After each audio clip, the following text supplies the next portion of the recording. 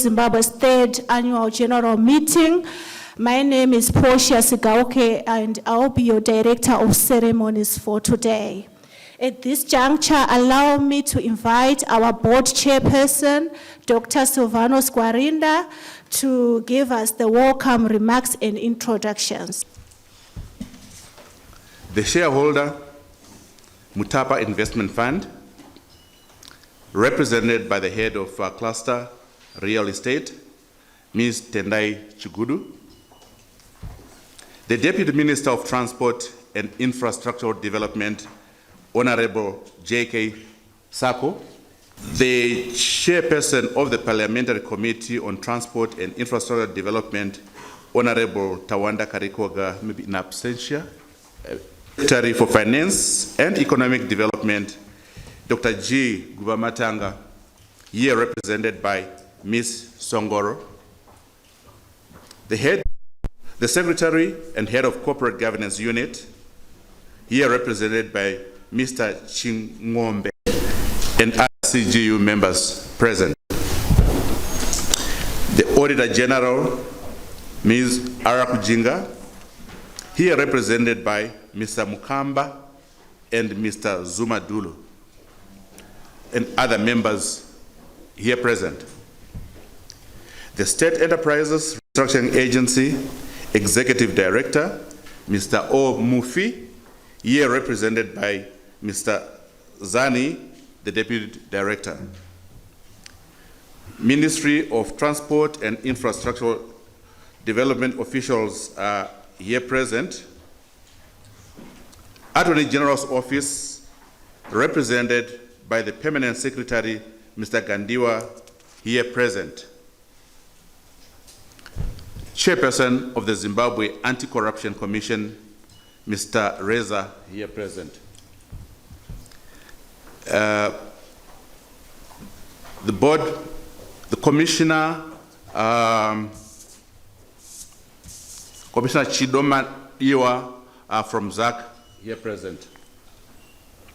The Chief Registrar of Deeds, Companies and Intellectual Property, Mr. Mushai.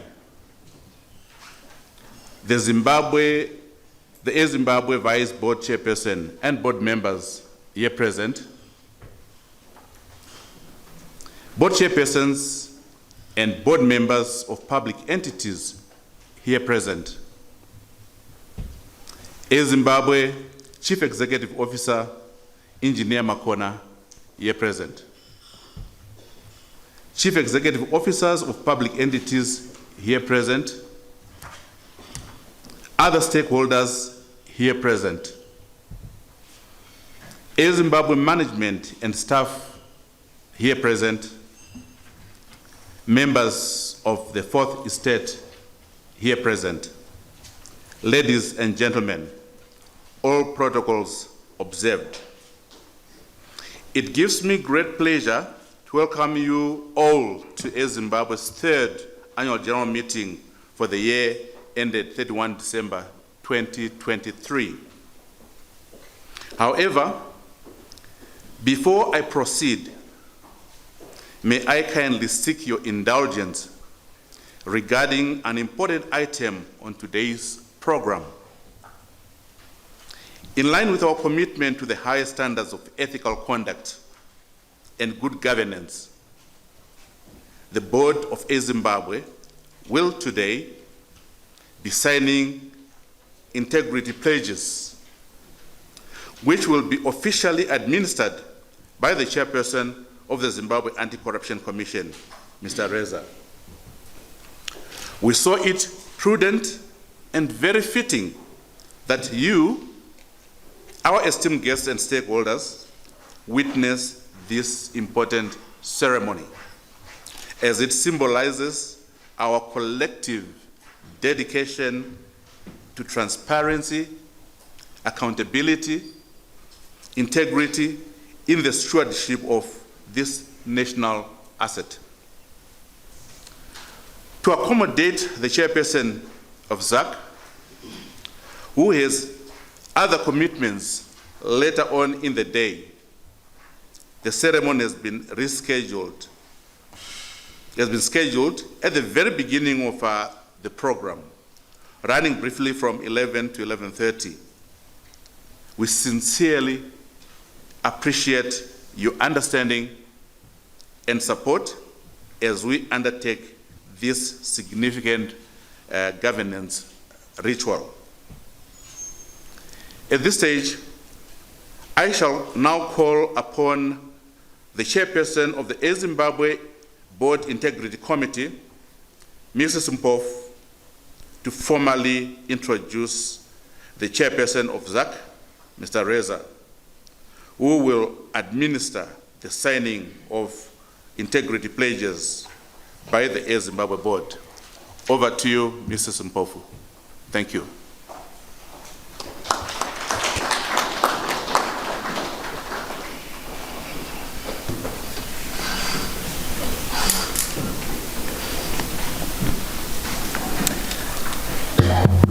Thank you, Chairman.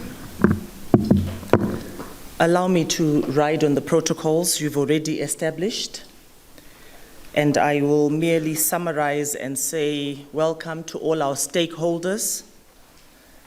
We appreciate your being here, and we will endeavor to ensure that this particular segment is tightly managed out of respect for your time.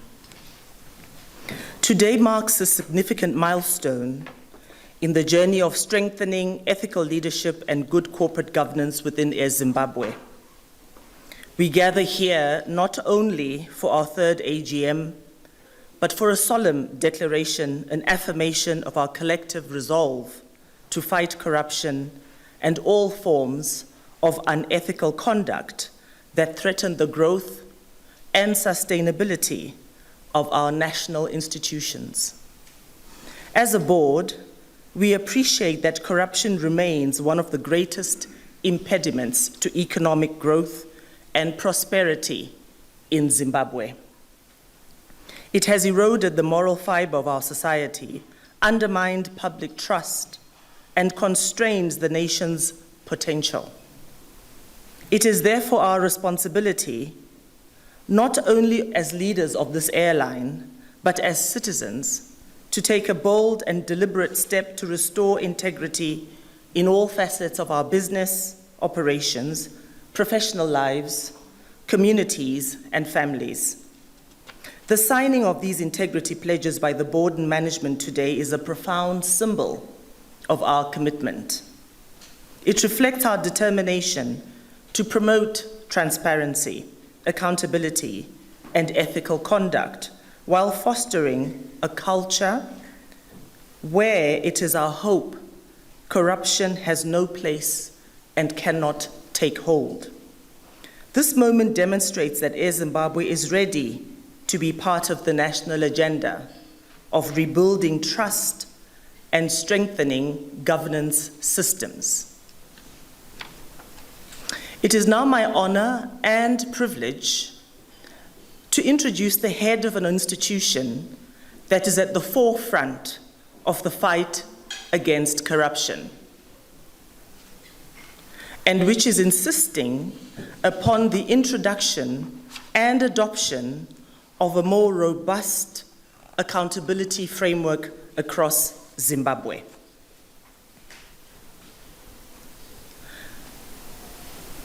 The chairperson of the Zimbabwe Anti-Corruption Commission, ZAC, has a wealth of experience spanning more than 3 decades as a government employee. He's a renowned legal practitioner, having served under the National Prosecuting Authority as law officer 2009, and he rose through the ranks to the position of acting deputy prosecutor general in 2020, where he served till his appointment as the ZAC chairperson in 2024 March. He has a track record of successful prosecutions, including high-profile criminal and corruption cases.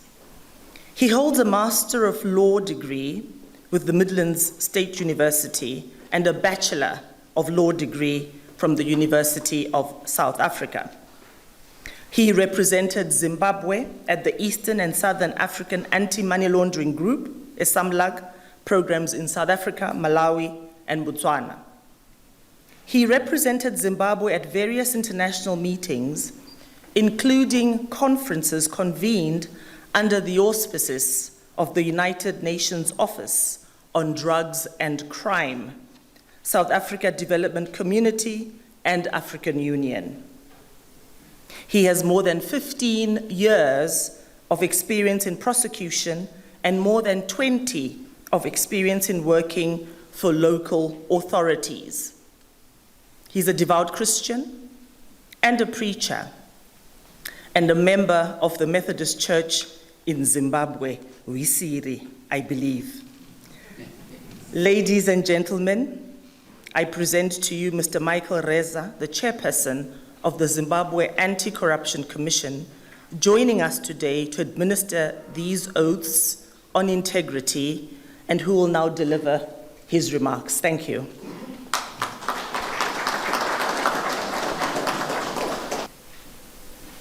Deputy Minister of Transport and Infrastructural Development, Honorable J. Sako, the board chairperson, Dr. Silvanus Gwarinda, members of the Air Zimbabwe Board, Chief Executive Officer Mr. Edmund Makona, ZAC Commissioner in charge of Prevention of Corruption and Corporate Governance, Commissioner Chido Madiwa, Executive Management of Air Zimbabwe, representatives from Mtapa Investment Fund, stakeholders from the aviation sector, ZAC officials here present, distinguished guests, ladies and gentlemen. It is a great honor and genuine pleasure to stand before you today and preside over the signing of corporate and individual integrity pledges by the board members and senior management of Air Zimbabwe. The signing is being done during the ongoing annual general meeting Air Zimbabwe is currently holding, and this signifies a powerful public commitment to the ethos of transparency, accountability, ethical leadership, and zero tolerance for corruption.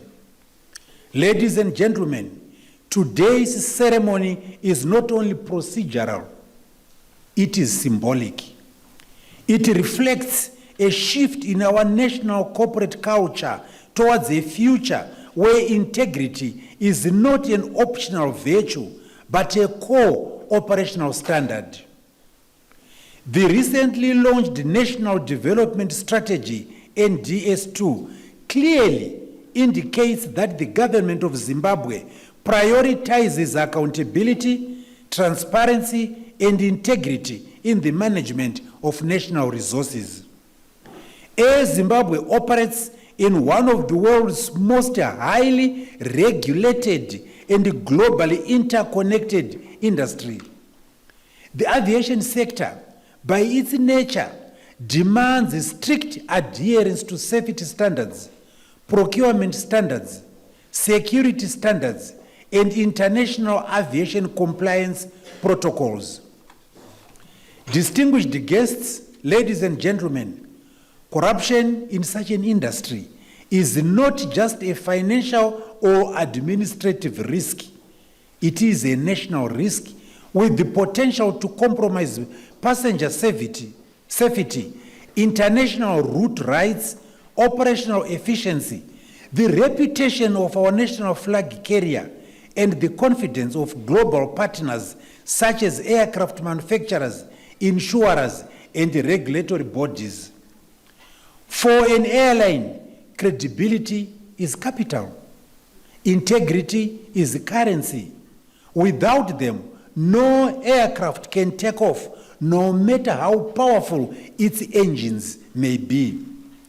Board members, ladies and gentlemen, by signing the pledges, Air Zimbabwe positions itself as a responsible, trustworthy, and ethically governed player in the aviation space.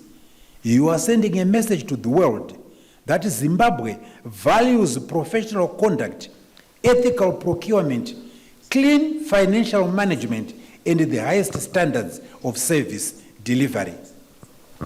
As a strategic state-owned enterprise under the Mutapa Investment Fund, Air Zimbabwe carries an additional layer of responsibility. Mutapa holds national assets that must generate value, support economic development, and drive Zimbabwe's reform agenda. Every entity under Mutapa must therefore be a model of good corporate governance. Signing the Integrity Pledge aligns Air Zimbabwe with the Mutapa's vision of transforming state-owned enterprises into high-performing, transparent, professionally run institutions. As the nation gravitates towards Vision 2030, it is crucial to note that ND's 2 pillars stress on economic stability and a robust financial sector, strengthening institutions, and a reliable, transparent business environment. The signing of these pledges is a commitment to safeguarding national assets, protection of investor confidence, accountability to the Zimbabwean people, and assurance that every dollar, every contract, and every decision withstands ethical scrutiny. The pledges reinforce that corruption has no place in a modernized economy, and certainly no place in entities entrusted with national strategic interests. Ladies and gentlemen, let me assure you that ZAC is not there merely to enforce, to punish, or to investigate. We are also here to educate, empower, and to support institutions in strengthening their internal systems. Our vision is a Zimbabwe where integrity is the norm, not the exception. Today's signing is part of ZAC's broader Integrity Pledge program, which seeks to build preventive systems within both the public and the private sector. Together, we aim to create an environment where ethical conduct becomes a competitive advantage.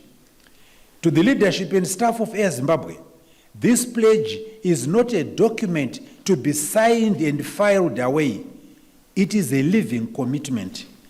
I call upon the board to set an uncompromising tone at the top, the management to embed ethics in every operational process, the employees to uphold professionalism in every interaction, and the stakeholders to support the airline's journey towards full compliance and transparency.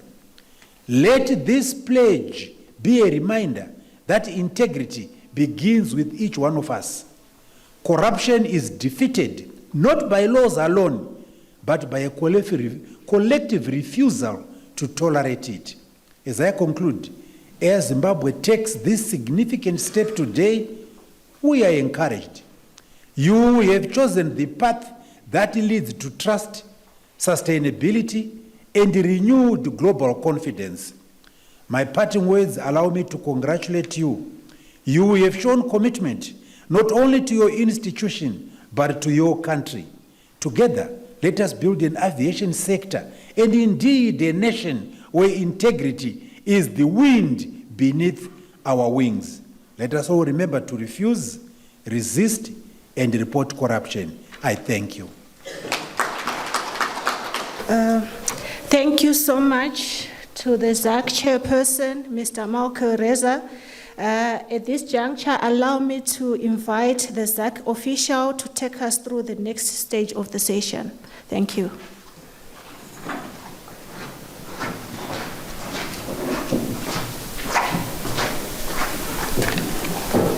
Good morning to you all. All protocols already, allow me to write on all protocols already observed. My name is Taroka Driti. I'm a Compliance and Systems Review Officer. May I have the chairs at the front? Thank you. So we are getting to the session where we sign the corporate pledge and the signing of the individual pledges by the board members and also the senior executive officers. So to begin with this session, I would like to invite ZAG chairperson to come to the front. You may recite. We believe that corruption is one of the biggest impediments to economic growth and prosperity in Zimbabwe, and has been eroding the moral fiber of the society. As patriotic Zimbabwean citizens and as a government agency, genuinely believing in the growth, prosperity, and inclusive development of our country, and promoting good governance buttressed by transparency, accountability, integrity, and the rule of law, we acknowledge our responsibility to lead by example in the fight against corruption and to ethically render our services with integrity. In view of the foregoing, we hereby pledge the following. We shall promote ethical business practices with their highest degree of honesty, competence, excellence, transparency, independence, and professionalism.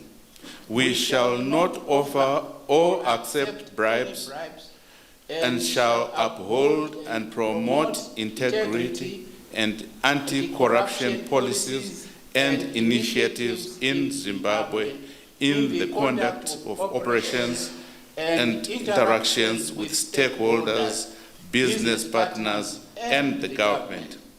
We shall advocate the true essence of service delivery by ensuring that all our actions and decisions are guided accordingly, with the goal of serving solely the interests of Air Zimbabwe Private Limited and to the public, and not personal interests. We shall continue to improve professionally, intellectually, and morally, and shall always strive to be an agent of change for the better. We shall work side by side with all agents of government, public and private entities, in the best interest of Air Zimbabwe Private Limited and the Zimbabwe citizenry, in enhancing transparency and enforcing accountability in service delivery. We shall adhere to relevant laws, rules, and compliance mechanism in the conduct of business in the airline industry. We shall provide grievance redressal and whistleblower mechanism for reporting all corrupt and fraudulent activities. We shall protect the rights and interests of stakeholders and society at large, and ultimately we shall abide by the Constitution of Zimbabwe and comply with the laws of Zimbabwe. So help me God. So help me God. Thank you very much. You may take your seats so that you may affix your signatures on the corporate pledge.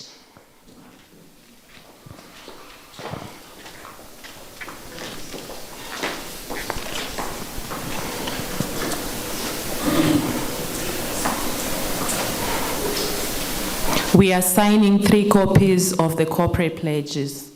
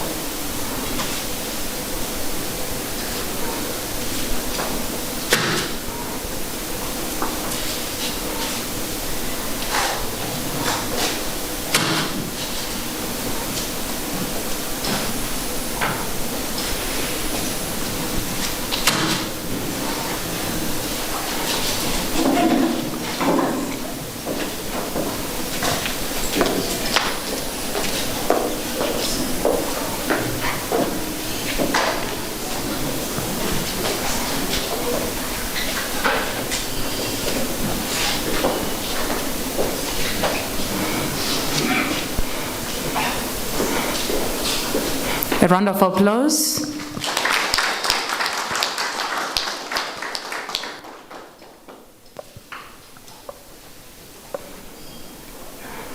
Thank you very much. As they are still at the front, they now need to lead the board in the reciting of the personal integrity pledges. The board, you may rise.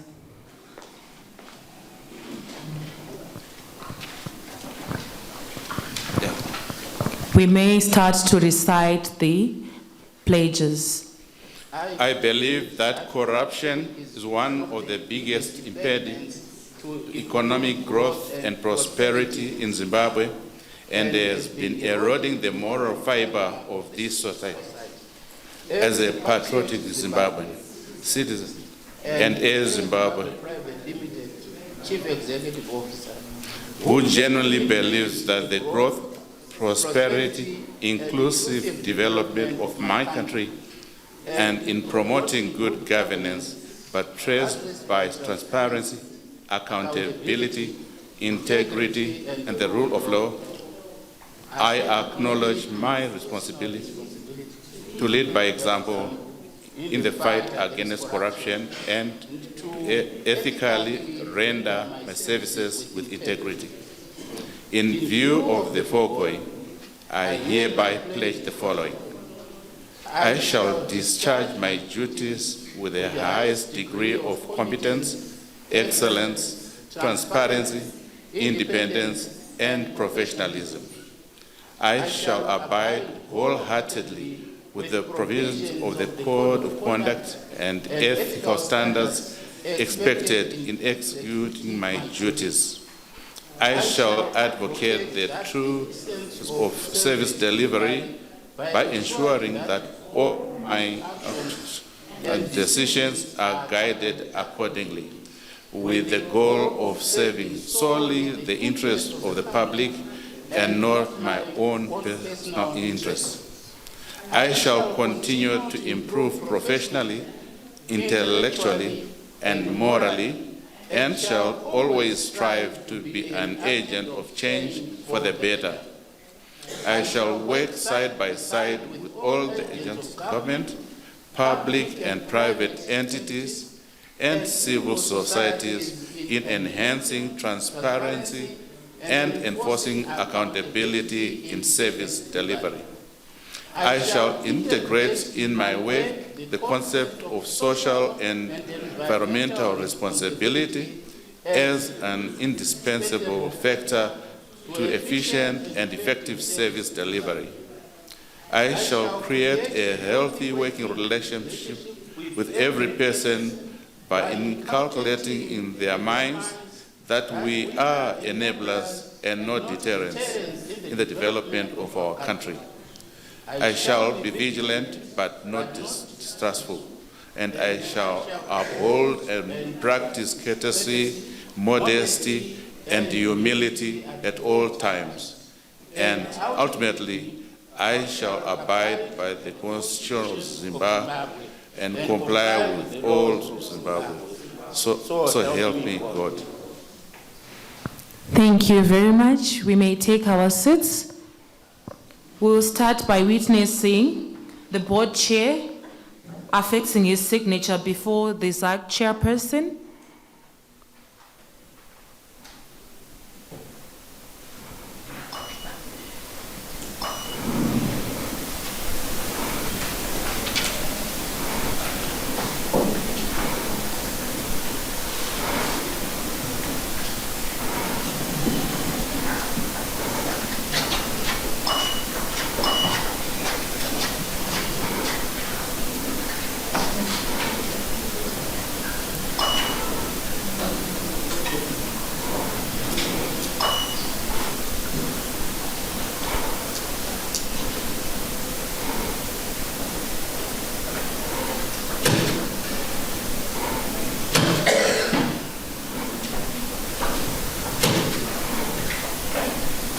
You may stand and pose for the photo.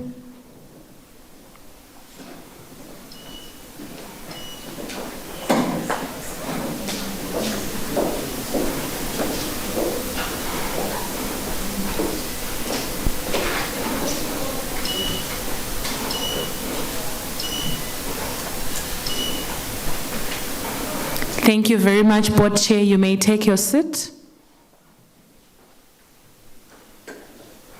We are now going to witness the CEO affix his signature on his integrity pledge.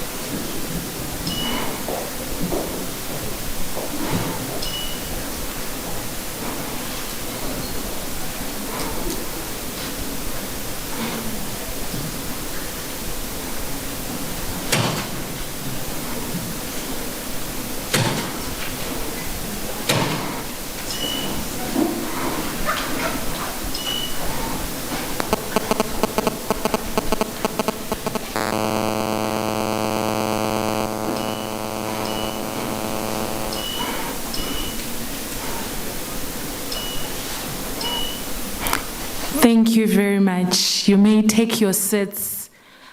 For the following board members, I'm going to be calling by name so that you come in the front to sign your pledges before the ZAC chairperson.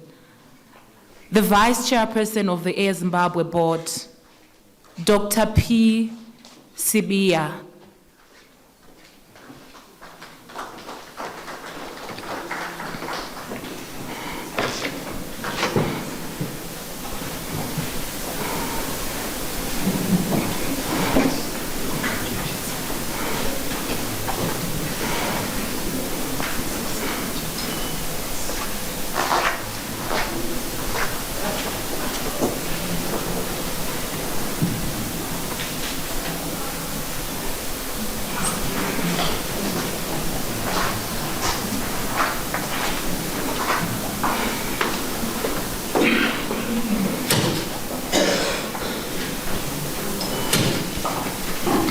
You are next.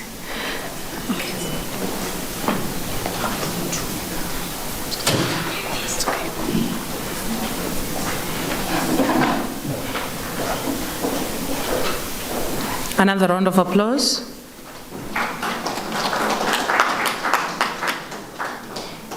Thank you very much. Allow me to invite board member Ms. F. Mpofu.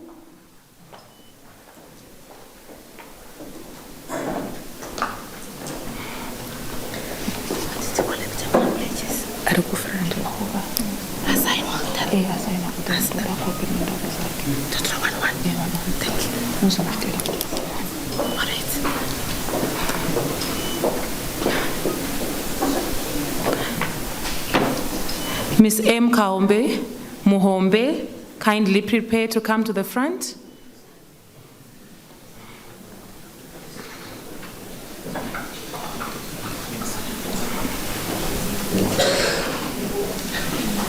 I see about the book. It's okay. Great.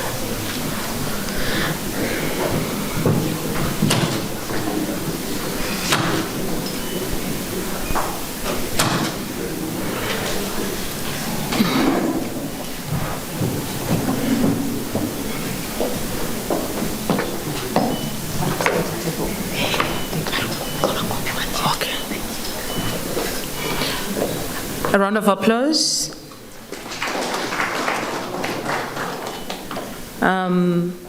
Advocate T. Garabwa, please prepare to come to the front.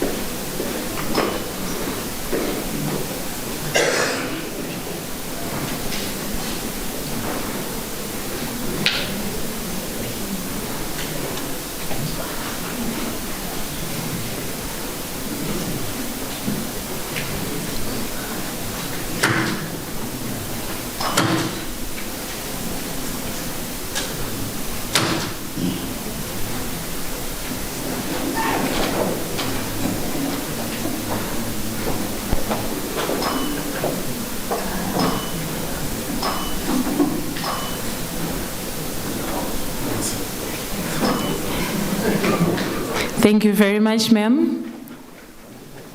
Advocate, you may take your seat. Ms. L. Chigodora, prepare to come to the front.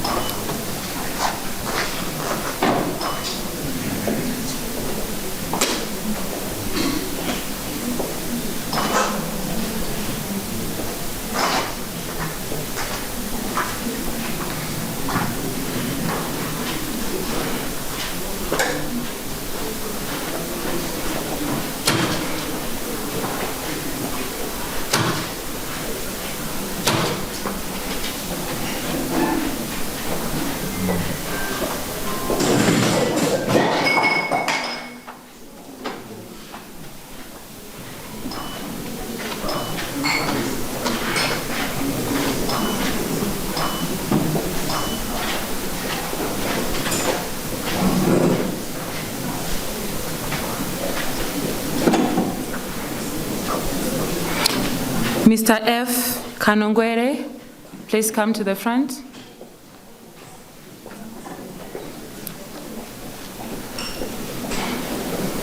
Ms. C. Nyachiojeka, kindly prepare to come to the front.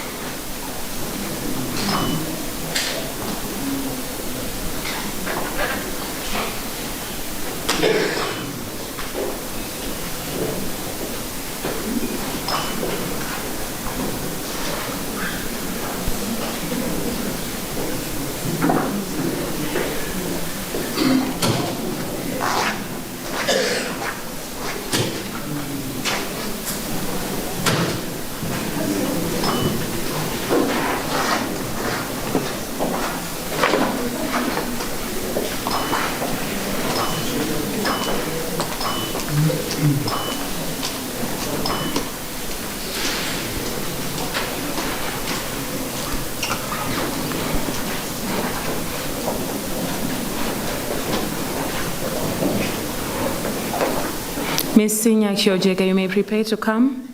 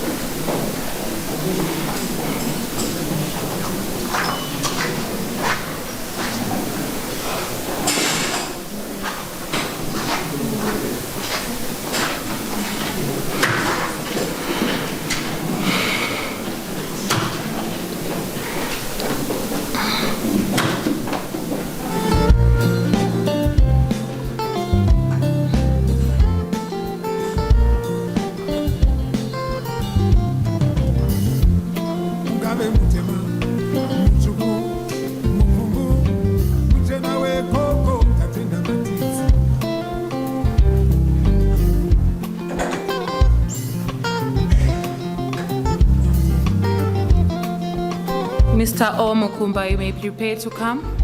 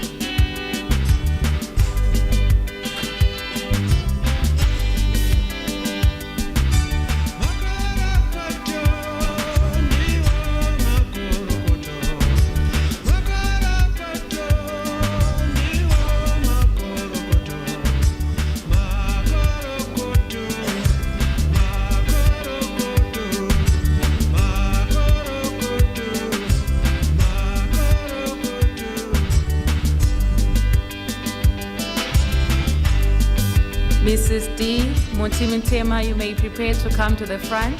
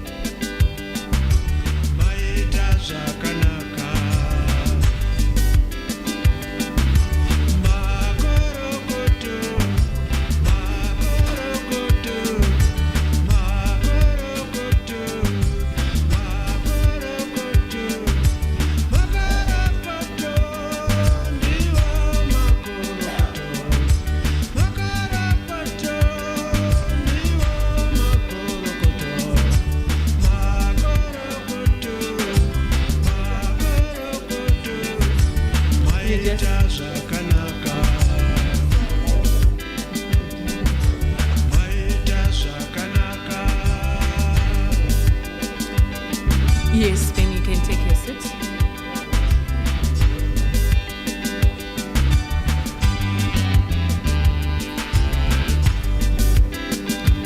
The Chief Finance Officer, Mr. T.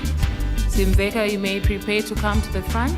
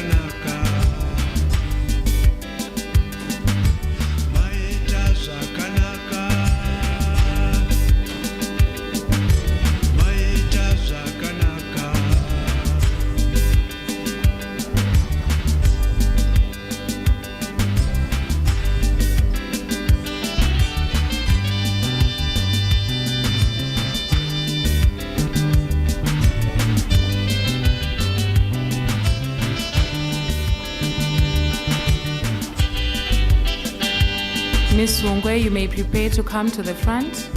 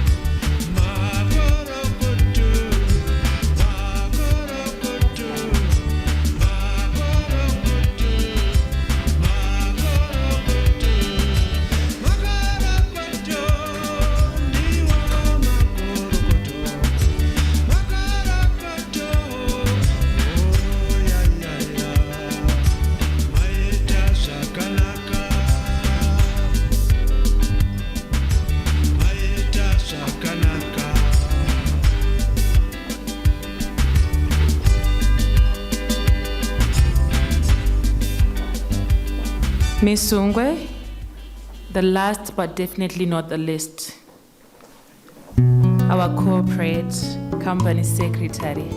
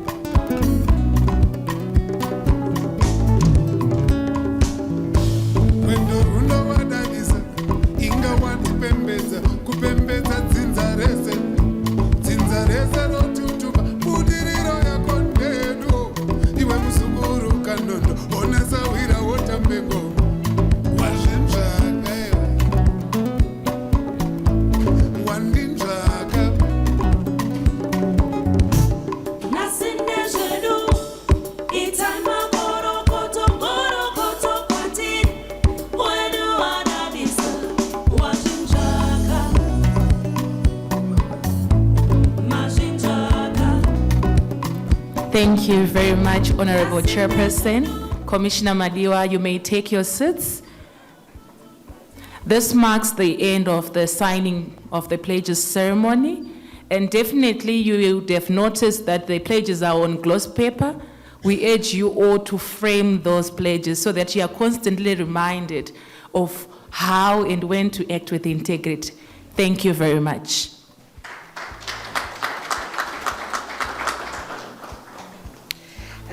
Thank you so much, Zach, for the proceedings. And we have come to the end of the pledge signing ceremony, and would like to thank Zach for facilitating this program, and our sincere apologies for the slight disturbance there. At this moment, allow me to invite our board chairperson to take us through the next stage of the session. But before we proceed into that, may we kindly all rise and allow ZAC officials to take leave.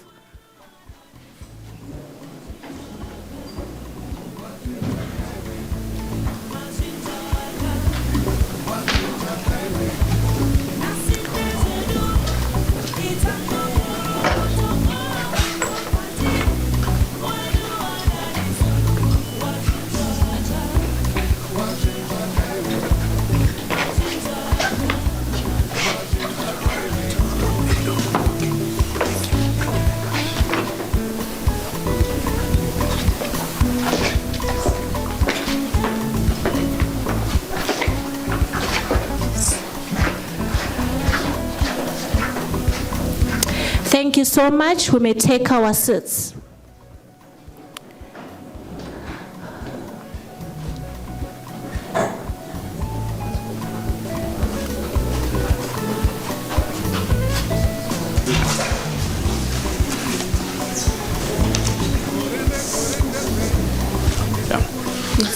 Please allow me to now go back to the remaining sequence of our AGM program. Madam Company Secretary, please can you confirm whether we have a quorum and whether the meeting is therefore properly constituted to proceed?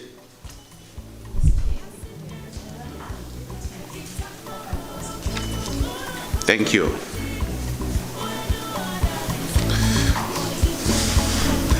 There being a quorum, I declare the meeting properly constituted.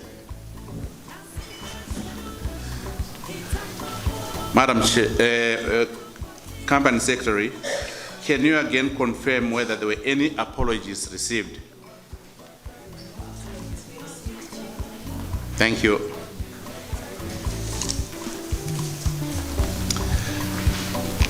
Members were given the statutory 21 clear days notice of the annual general meeting through a publication of the notice and agenda in the Sunday Mail issue of 9 November 2025. In addition, I wish to note that the amended notice incorporating the extraordinary business items in line with section 167(3) and 4 of the Companies and Other Business Entities Act was duly circulated to all members ahead of this meeting. Adequate notice having been given, I therefore declare that the notice convening the meeting, together with the duly circulated amended notice and the agenda, were properly and duly served, and that this meeting is properly convened. I move a motion for adoption of the notice and agenda. Can I have any proposer and seconder, please? Thank you. Thank you. Minutes. I declare the notice and agenda duly adopted. This takes me to the next item on our agenda. Minutes of the second AGM, which was held on the 29th of November 2024, were circulated to members. The minutes are therefore taken as read. I therefore move the motion for the adoption of the minutes. I move the motion to adopt the minutes of the second annual general meeting held on 29 November 2024. Can I have a proposer and seconder of the motion from board members, please? Thank you. Thank you. It is now, I declare the minutes of the second annual general meeting held on 29 November 2024 duly adopted. This takes us to the next stage on our agenda, the presentation of mandatory reports. It is now time for members to receive reports on the entity's operations. The reports will be presented in the order shown on the agenda, starting with the chairperson's report, which I will present to you now.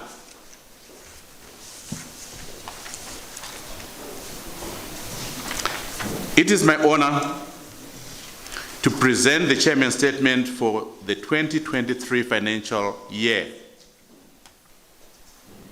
The year under review marked a pivotal phase of transition, consolidation, and emerging recovery for Air Zimbabwe Private Limited, following the airline's exit from reconstruction and its continued efforts to reposition itself within an evolving global and domestic aviation landscape. In 2023, the global airline industry continued its strong post-pandemic rebound. Passenger demand experienced significant recovery, spurred by the full lifting of international travel restrictions, renewed momentum in leisure and business travel. African carriers also benefited from improved regional mobility, although challenges persisted in the form of volatile fuel prices, inflationary pressures, supply chain disruptions,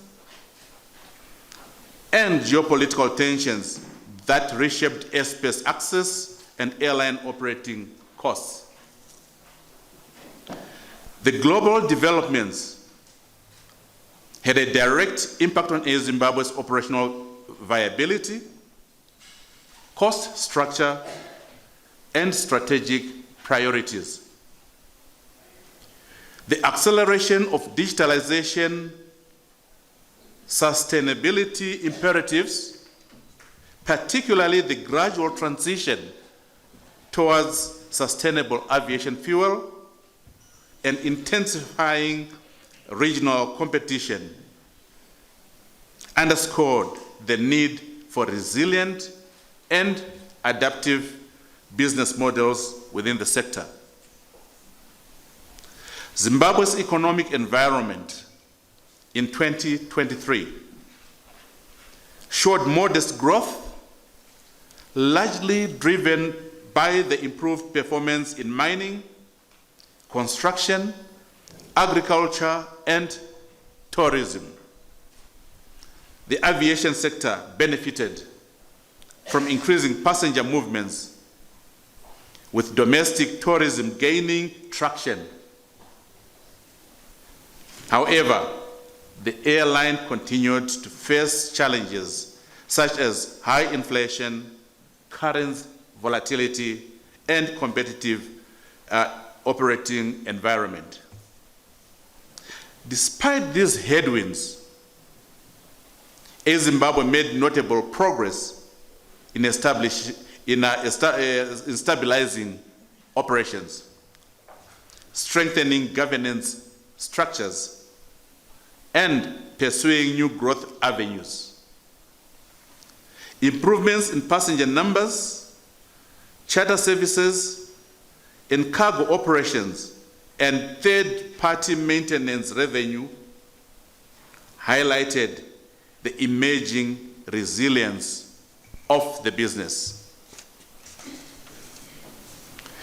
A significant development in 2023 was the transfer of Air Zimbabwe's oversight from the Ministry of Transport and Infrastructural Development to the Mutapa Investment Fund. In terms of statutory instrument 156 of 2023, this repositioning marked a critical governance milestone aimed at enhancing strategic supervision, operational efficiency, and long-term sustainability. The board continued to uphold high standards of corporate governance consistent with the Public Entities Corporate Governance Act and related regulations. Oversight responsibilities remained focused on strategic direction, risk management, ethical leadership, regulatory compliance, and value creation for the shareholder and the broader stakeholders. During the year, the board also appointed a substantive chief executive officer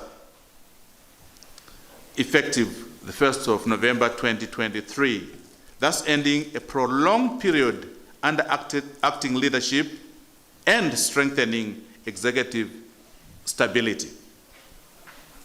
Board changes during the year are detailed in the governance report that will be presented by our company secretary. While the airline continued to navigate structural and financial challenges, progress was achieved across several operational fronts, which I will mention here. The airline carried 37,727 passengers in 2023, with a domestic travel contributing approximately 60% of the traffic. Network development remained broad, supported by available fleet capacity, although efforts to improve load factors and yield remain as ongoing priorities. The Maintenance and Repair Organization Unit, or MRO, played an increasingly strategic role, delivering routine checks and earning significant third-party revenue, including C-check maintenance for foreign operators. Technical dispatch reliability averaged 96.35%, reflecting improvements in defect management and operational discipline. Cargo performance remained steady, with 44,281 kilograms uplifted across domestic and regional routes. High-yield cargo categories such as live animals, valuables, and human remains contributed positively to the revenue streams. The airline recorded total revenue of $7.54 million despite operating in a challenging macroeconomic and cost environment. While the airline posted a loss for the year, operating expenses decreased significantly by 57%, reflecting improved cost controls and strengthened governance. Asset growth and cash flow improvements demonstrate a foundation for financial stabilization. The airline continued to experience skills drain, particularly among the critical technical staff. However, the resuscitation of the training school, continued wellness programs, and gradual improvements in remuneration structures form part of long-term retention strategies. Looking ahead, the outlook for 2024 and beyond remains cautiously optimistic. The global aviation sector is expected to continue recovering, while domestic economic prospects point towards steady expansion in tourism, mining, and regional trade, Air Zimbabwe will focus on the following. 1, fleet modernization and improved fleet reliability. 2, strengthen digital systems and commercial agility. 3, expand the route network, including long-haul opportunities such as Harare-London. 4, deepening our maintenance repair organization units' capabilities and third-party revenue streams. 5, enhancing governance, safety standards, and service excellence. The board remains confident that the continued support and guidance of the shareholder, Mutapa Investment Fund, and combined efforts of our management and key stakeholders will allow positioning the airline on a sustainable growth trajectory.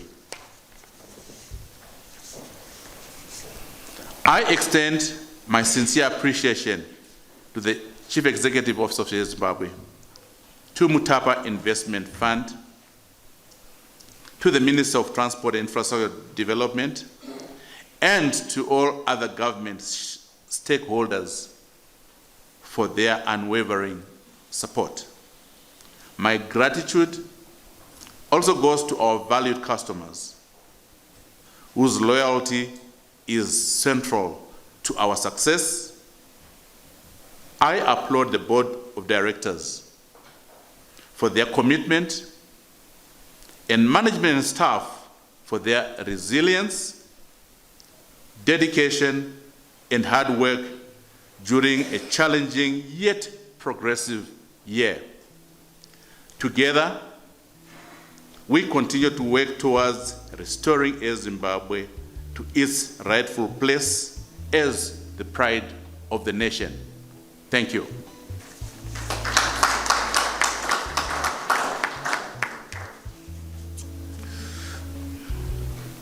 I now invite questions or comments to my presentation, please,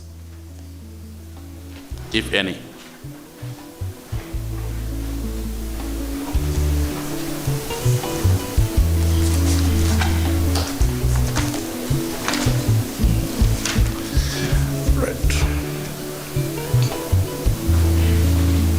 If there are no questions, I therefore move the motion to adopt the chairperson's report. Can I have a proposer and a seconder of the motion, please? Thank you. Thank you. I declare the chairperson's report duly adopted. I now call upon the Chief Executive Officer, Engineer Makona, to present the Chief Executive Officer's report on Air Zimbabwe operations.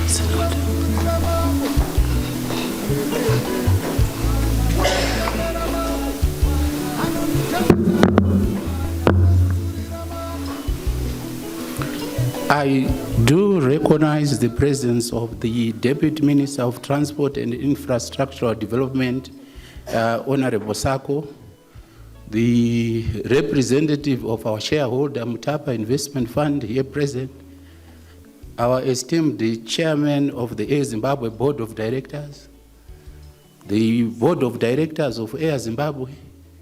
Allow me to ride on the protocol that has already been established. Good afternoon. The CEO is taking it that the report was read.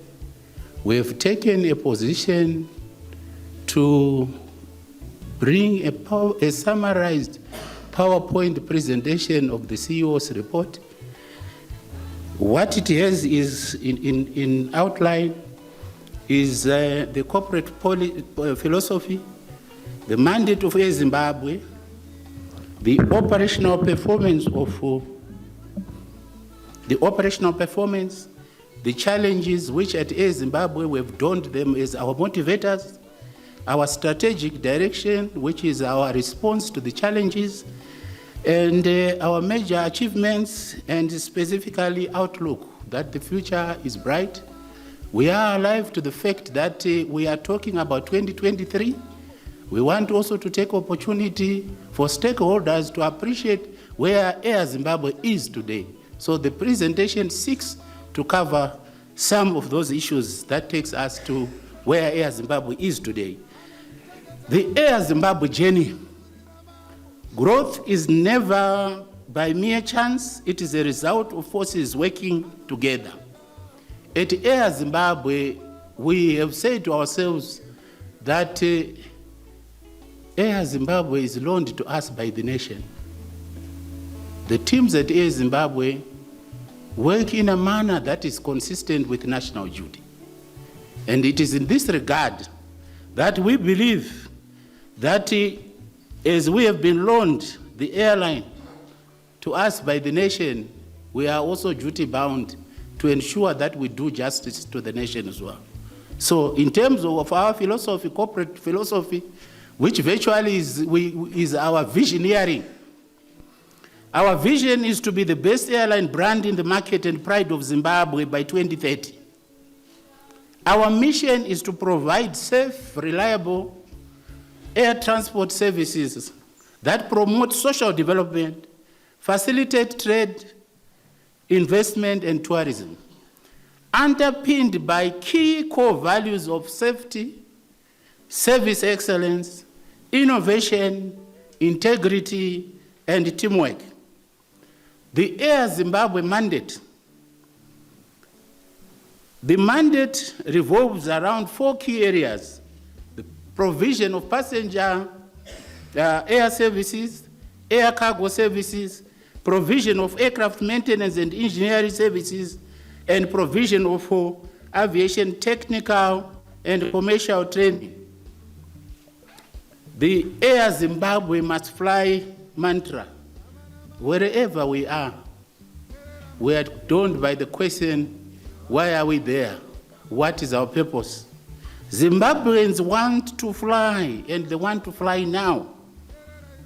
And who must do it? It is the national flag carrier that must do it. So, in terms of the global industry overview of 2023, at Air Zimbabwe, we believe, and it is a naked fact, that aviation is global in nature. Because it is global, everything that we do must be aligned with the global dictates. This is why, even when we have challenges of manpower and woman power, skills drain, these people are taken by other global airlines because our people are global in nature. Our business is also global in nature. So in 2023, the industry was on a rebound post-COVID, and Air Zimbabwe was also not spared. Our operations were also synchronized and was in harmony with what was happening within the external global sphere. In 2023, aviation netted a profit of 23.3 billion, which was equivalent to 2.6%, which if distilled further, it comes to $5.44 profit per passenger per seat. And this is how it was in 2023. I don't know, the last time you were at KFC, how much did you buy Streetwise too? Perhaps $5. But the profit realized by global industry in 2023 was $5.44 per passenger per seat. African Airlines realized a profit of 200 million, a paltry 200 million USD, which again translated to 0.5% profit. This is how African Airlines performed in 2023. And it is in the same environment that Air Zimbabwe found itself, and alas, we still managed to sustain operations despite the hardships. We are also alive to the fact that air travel, we are in the air travel industry, and our product is consumed at source, and yet it is also perishable. What it also dictates to Air Zimbabwe and its staff and management is to ensure that the response to this perishability is agility. And it is this agility that has taken the airline to where it is today. You will see on the graph there on financial performance that in 2023, that was the first time airlines returned to profit post-COVID. But you will also see that the weighted average cost of capital was way above the return on invested capital in the airline industry, even in 2022 and 2023 and even beyond.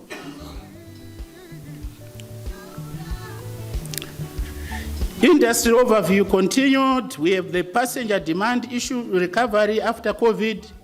Of course, we're also faced with the headwinds relating to rising costs of operations. And again, we are also faced by competition, which at Air Zimbabwe, we do not detest the competition. It is what creates a healthy environment. Birds have never collided in the air. Why? Because there is enough space for everyone. In the same environment, the best Air Zimbabwe we had in 1996 was an airline that was immersed in competition, but we still performed better. So in the same vein, the Air Zimbabwe of today does not detest the competition. It is out of competition that we will continue to better ourselves. The operational performance at a glance, focusing on our 3 domestic routes, Harare, Blueway, Vicfors, and regional routes, Dar es Salaam and Johannesburg. In terms of metrics, the revenue passenger kilometers were sitting at 906,280.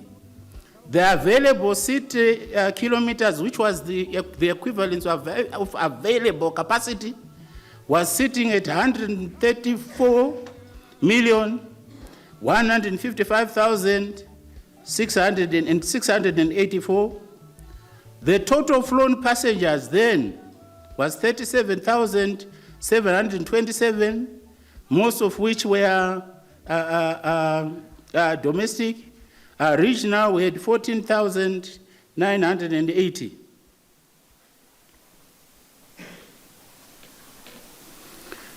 Operational performance relating to technical dispatch reliability.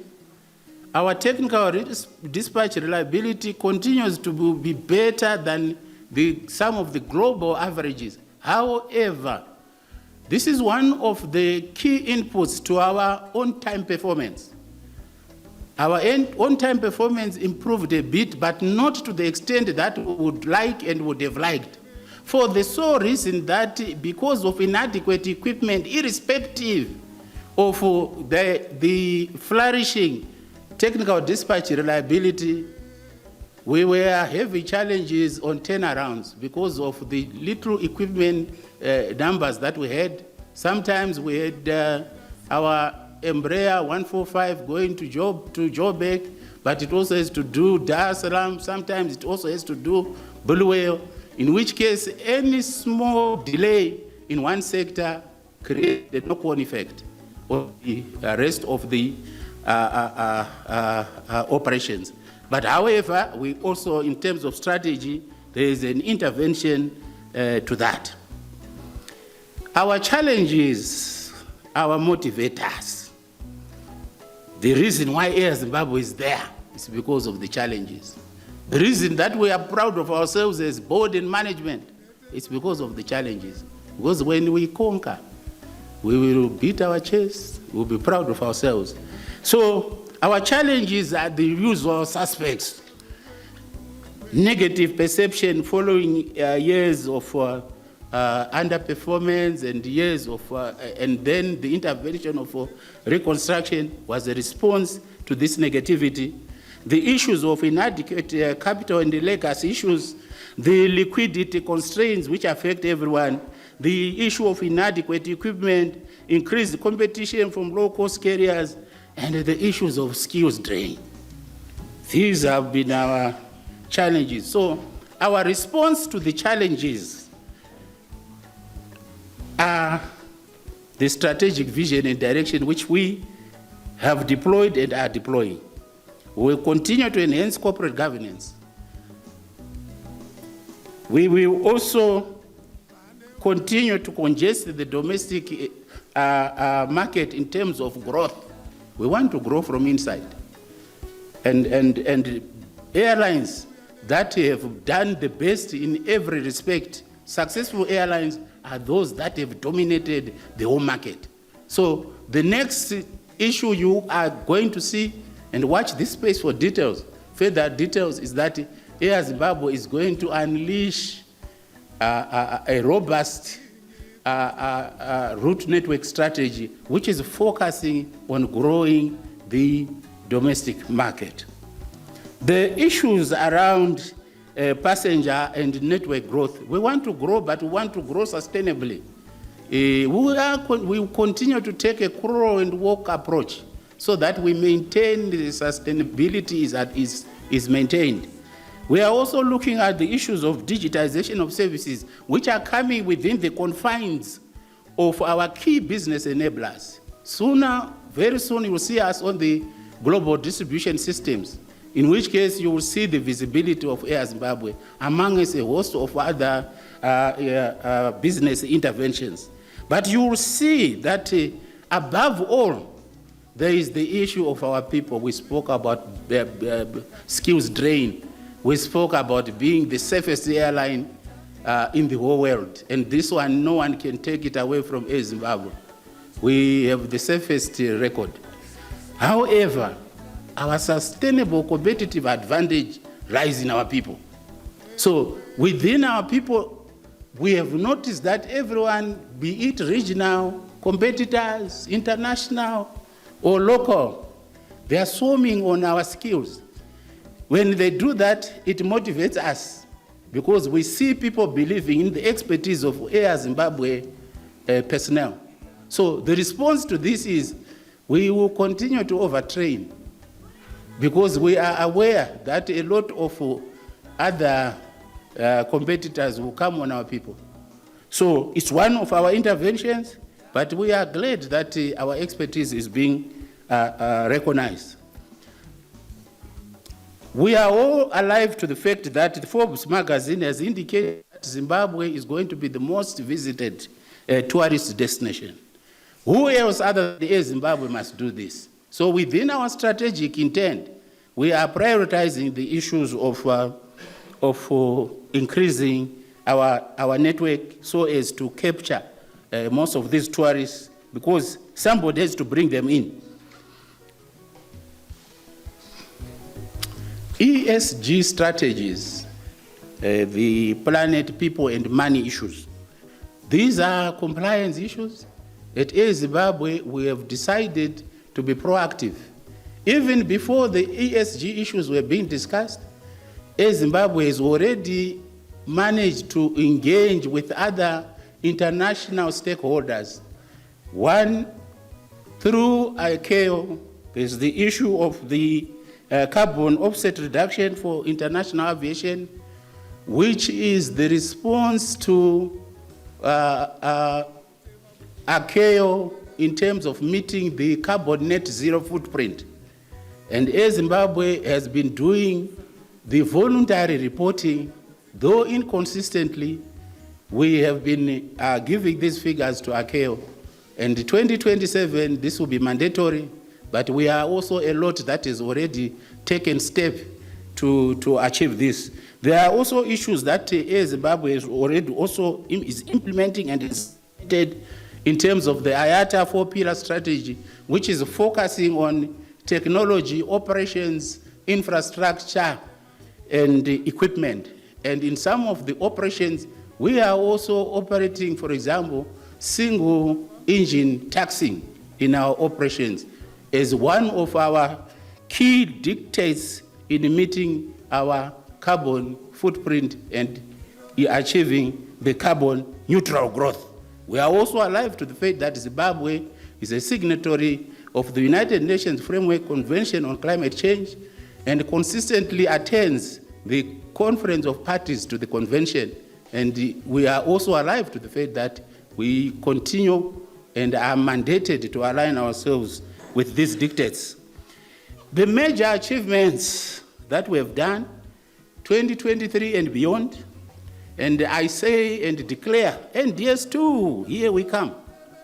So in terms of corporate governance, where we have looked in terms of strategy, as Zimbabwe has 4 pillars: corporate governance and administration, which is focusing on improved governance and accountability, air transport services for improved network, aircraft maintenance and engineering for improved aircraft availability and reliability, and aviation training and development, which is focusing on improved enhanced competencies.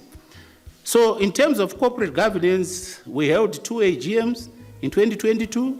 We also, on 29 November, we had the 2020-2022 AGM. Then 5 December 2025, we are covering the financial period of 2023. I take it that 5 December is today. Then 2024, financial audit is under completion, and it should be done before the end of this year, in which case we will be current. Then under air transportation, we're focused on key business enablers like the global distribution systems. On this one, we want to thank our shareholder, Mutapa, and the Minister of Transport and Infrastructure Development, who were key in terms of providing the necessary financial interventions. Then we have also to date successfully launched the Harare-Mutare route. To date, we have carried almost 5,000 passengers on the Harare-Mutare route since the 8th of November. So it's quite an exciting development. On aircraft maintenance and engineering, you will see on one of the pictures there, Jet Air. We did a sea check of Jet Air. Nowadays, we want to under-promise and over-perform, but I know manager aircraft maintenance and engineering is here. There are people who have already engaged us as late as last week, re-engaged from Kenya. They want us to do maintenance on their engines, 737 engines, and also possible sea checks. And once things solidify, you will also be the first to know. Then on aviation training and development, we resuscitated the commercial training school. If anybody wants to kill a nation, the first thing they do is to close the school. And at Air Zimbabwe, we've sown with board and management, with guidance from the board, we resuscitated the commercial training school. We are now doing the IATA airline ticketing and advanced airline ticketing. Our people were actually going to Kenya and to South Africa. And very soon, we are also linking up with the global distribution system service providers. For now, we are not at liberty to divulge, but before the end of this year, we have already gotten an agreement with some of these global distribution service providers. So we will also be offering on the commercial training, global distribution system training. That will be brought to the doorstep of Air Zimbabwe. Then technical training. The best engineers, I'm told, are also in Zimbabwe. If you go to the Middle East, everybody there could be from Zimbabwe. and most of them were trained at Air Zimbabwe. So we have reopened the technical training school for our pilots, ground school technical conversion, and for our engineers, refresher and recurrent, and so for apprenticeship training. So far, we've taken 51 students. We'll be taking more next year. Outlook. The outlook of Air Zimbabwe is very bright. And we take this from the fact that we have a vibrant board and a vibrant people.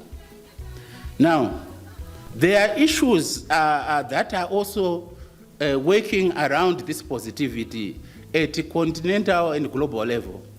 And at continental level, there are 3 issues that have come out, which are driving Africa Agenda 2063, the Africa Continental Free Trade Area, which is focusing on the regional integration of Africa, which is also bringing in issues of improved trade and cargo.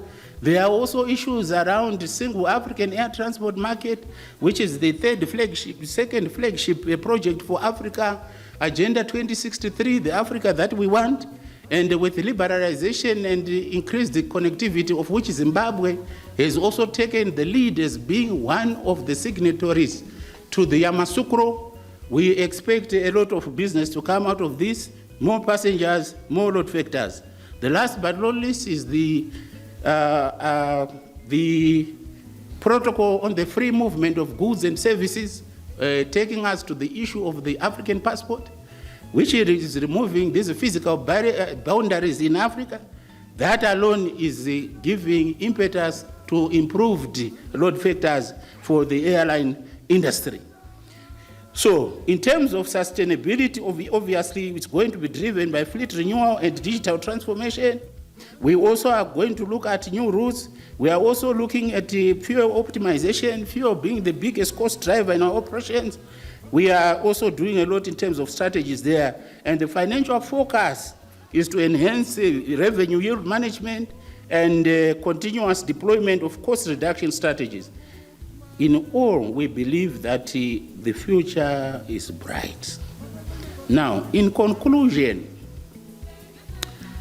this 3rd annual general meeting is not just a review of the past, but a launchpad for the future that we choose to create together. Challenges test us, but our unity transforms them into opportunities. Somebody lied to me, but it was not a lie. And this was the former CEO of IATA, Tony Tyler. He says the natural state of the aviation industry is that it is characterized by perhaps chaos, but with brief moments of calmness. He had even taken it a step further and equated it to the issue of 7 fat cows eating 7 thin cows. That the industry itself is cyclic in nature. That every 6 to 7 years, there is calmness and there is profitability and viability in the industry. But it is a cosmopolitan industry that is an enabler to all, supporting 15 of the 17 United Nations Sustainable Development Goals. I want to thank you for listening. Thank you, Tatenda, Siyabonga, Twalumba, Merci, Obrigado, Magwira ntchito kwambiri. I thank you.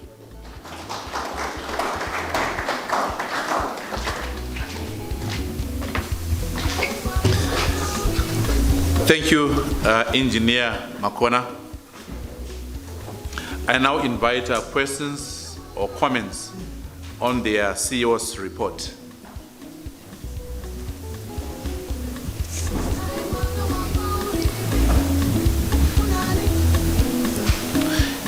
If there are no questions, I move the motion to adopt the Chief Executive Officer's report. And can I have a proposer and a seconder, please? Thank you. Thank you. I declare the Chief Executive Officer's report duly adopted. This takes us to the next item on our agenda. I now call upon Zimbabwe's external auditors, Baker Tilly Chartered Accountants, to present their audit report and findings for the financial year under review. Over to you, Baker Tilly Chartered Accountants. Thank you.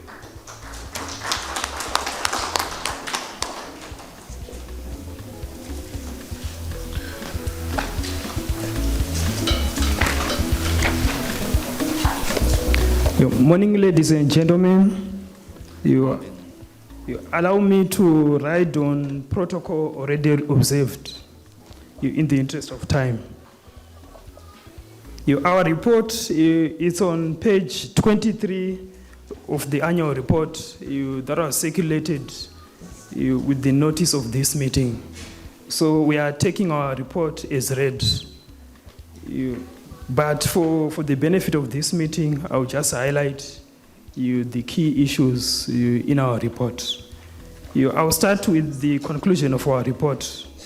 Our conclusion is as follows. In our opinion, the financial statements present fairly in all material respects the financial position of Air Zimbabwe Private Limited as at 31 December 2023 and its financial performance and cash flows for the year then ended in accordance with international financial reporting standards and the requirements of the Companies and Other Business Entities Act, Chapter 2431.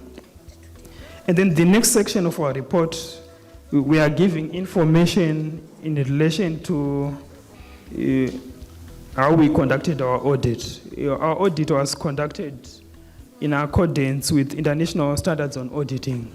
These standards on auditing, they require us to abide by a code of ethics. One of the key pillars of this code of ethics is independence and objectivity of the external auditor. And I can just confirm that as Baker Tilly, we're independent of the national airline that we're auditing. And then the next section of our report, there's an emphasis of matter that we are reporting in our report. This emphasis of matter, it relates to going concern. I think it is important when people are looking at this aspect, maybe to just understand that we are not saying that the entity is not a going concern, but during the course of our audit, there are various metrics that came to our attention that were indicating that there are threats to the ability of the airline to continue as a going concern. But however, considering that our report is coming up for about over 20 months after the year end that we are reporting on, we had, I think, enough evidence to give ourselves comfort on the suitability of the use of the going concern assumption in the preparation of financial statements of the airline. And then the next section of our report, it relates to what we refer to as key audit matters. And for Air Zimbabwe, okay, maybe I'll just start by explaining what a key audit matter is. A key audit matter is just an additional matter that we report in our report. This is not a problem, but it's just giving more information about a certain issue maybe that took our time, a certain issue that we considered to be high risk, but it's an issue that was addressed in the audit of the financial statements. The key audit matter that we highlighted in these financial statements is to do with the foreign exchange differences. We identified this to be a key audit matter due to the significance of this line item in the income statement. And when you look at the income statement, it represents about 18% of the final result. So for us, it was a key audit matter due to the significance and materiality of this amount. In this section of our report, we just highlight at a high level the key procedures that we followed for us to satisfy ourselves that this matter was correctly disclosed and correctly handled in the financial statements. And then the next section of our report, it then dealt with the responsibility of the various parties. Here we're just explaining that the board is the one which is responsible for the financial statements that we are reporting on. These financial statements, they don't belong to Atili, but they belong to the Honorable Board. And then us as Bekatili, our responsibility is to express an opinion on whether the financial statements are fairly presented in accordance with the relevant framework. And this is what we have done. And in a nutshell, this is our report for the year ended 31 December 2023. Thank you.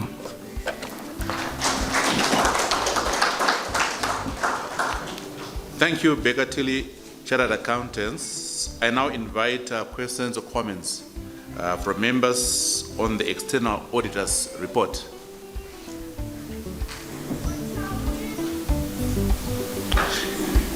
If there are no questions, I move a motion for the adoption of the external. Oh, there's a question? Yes, please.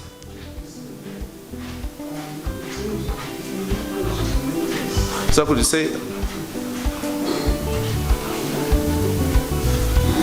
No, in terms of the key audit matters here, you talked about the going concern of the organization. When you looked at how you assessed the organization to see if it is on the correct path, I don't see how you have come up with a position that says this entity is a going concern. In this table that you have just put across, on the other side there's just nothing that states that this is an institution that is on a recovery path. Thank you. Over to you, Bekatili, Chartered Accountants. Okay, thank you very much. For going concern, it was not classified as a key audit matter, but it's actually a matter of emphasis. Where we are saying that as readers, you read the financial statements that we are reporting on, there is this matter relating to going concern. But the fact that we haven't qualified the financial statements on it, and also probably maybe as I had explained that as we're doing our audit, we would then carry out our going concern review by looking at events and circumstances that are happening way after the period that we are reporting on. Like in the case of Air Zimbabwe, the benefit of doing these audits way after the year end is that you actually gain more confidence on issues relating to going concern. Because as time moves from the year end, you then see things that are occurring. Management would give us cash flow projections, and you actually have the benefit of being able to interrogate it due to the passage of time. So as we are reporting, there's really nothing that came to our attention then to indicate that Zimbabwe is not a going concern. But we are just highlighting that if these matrices, they just indicate that these issues, they threaten that ability, even although it has got the ability to continue as a going concern. Thank you. Thank you, sir. Yes, CFO. Okay, thank you. I would want to buttress the comment from our external auditors on going concern. This audit of the 2023 financials was conducted in 2025. And when we are looking at going concern, we are saying going concern into the foreseeable future.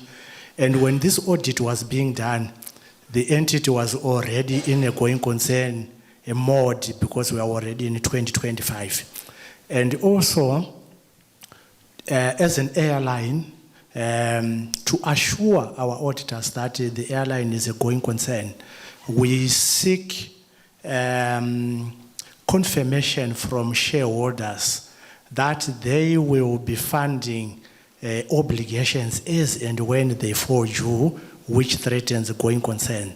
And all those have been obtained and are in file. I submit. Thank you. Thank you, CFO. Any further questions? If there are no further questions, I then I move the motion for the adoption of the external auditor's report. Can I have any proposer in seconder, please? Thank you. Thank you. I declare the external auditor's report as duly adopted. Next on the agenda, I now call upon the Chief Finance Officer, Mr. Zibega, to present the financial report. Over to you, Mr. Zibega.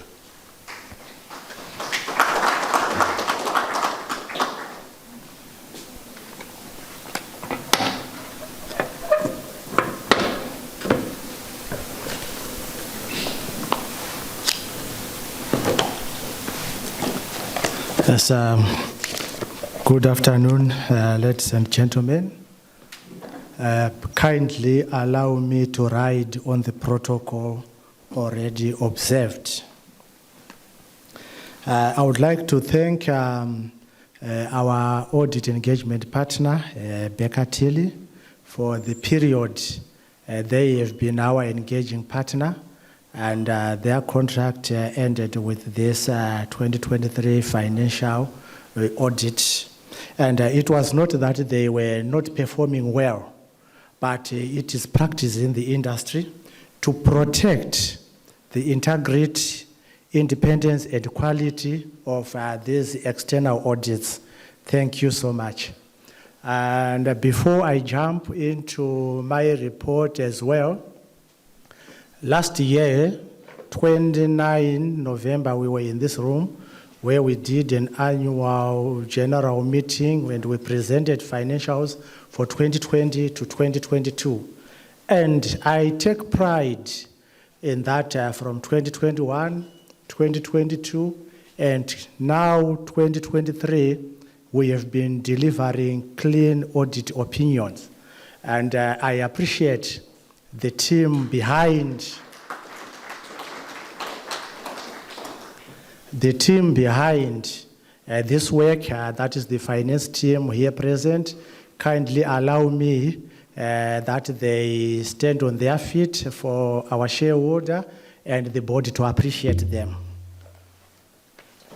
Team finance, just kindly stand up. Yes, thank you. Okay, let me jump into my report. You can kindly move to the next slide. So this is our 2023 financial statement, financial position overview. And the diagram just shows the movement from 2022 position to the 2023 position. Let me just say a few points on this balance sheet overview in the next slide.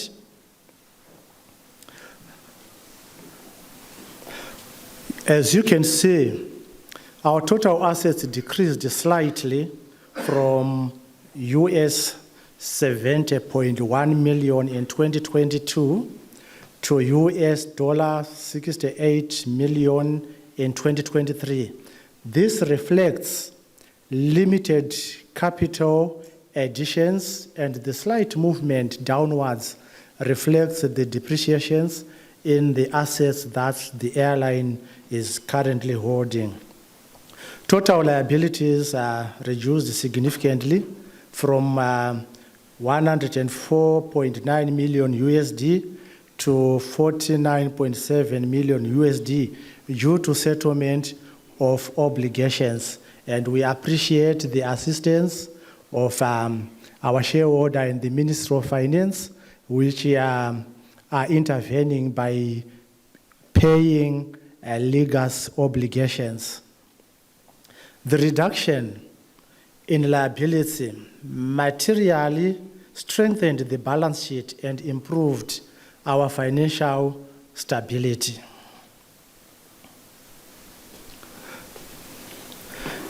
Equity movement and balance sheet strength. Equity improved remarkably from a negative position of 34.8 million USD in 2022 to a positive 18.3 million USD in 2023. The improvement was driven by restructuring adjustments and the reduction in accumulated losses. Current liabilities are reduced from 104.9 million to 49.7 million, significantly narrowing the working capital deficit. Financial position movement from 2022 to 2023. Debt equity ratio in 2022 was a negative 3.01. This resulted in capital deficit. There was a remarkable improvement on our debt to equity ratio in 2023 as we stood at 2.73, reflecting restored balance sheet solvency. And on this, I would like to add a comment that the Emirates is at 1.67 in terms of debt equity ratio. Other state-owned airlines across the region are averaging to 6. And I would like to preempt that in our 2024 financials coming soon, this debt to equity ratio has even reduced to 1.05, which is an equivalent of 1:1. What the debt to equity ratio highlights is that for every $1 of equity, the airline carries $2.73 of debt. And in 2024, as you will see, I'm just taking pride in that, it will be $1 of equity to $1 of debt.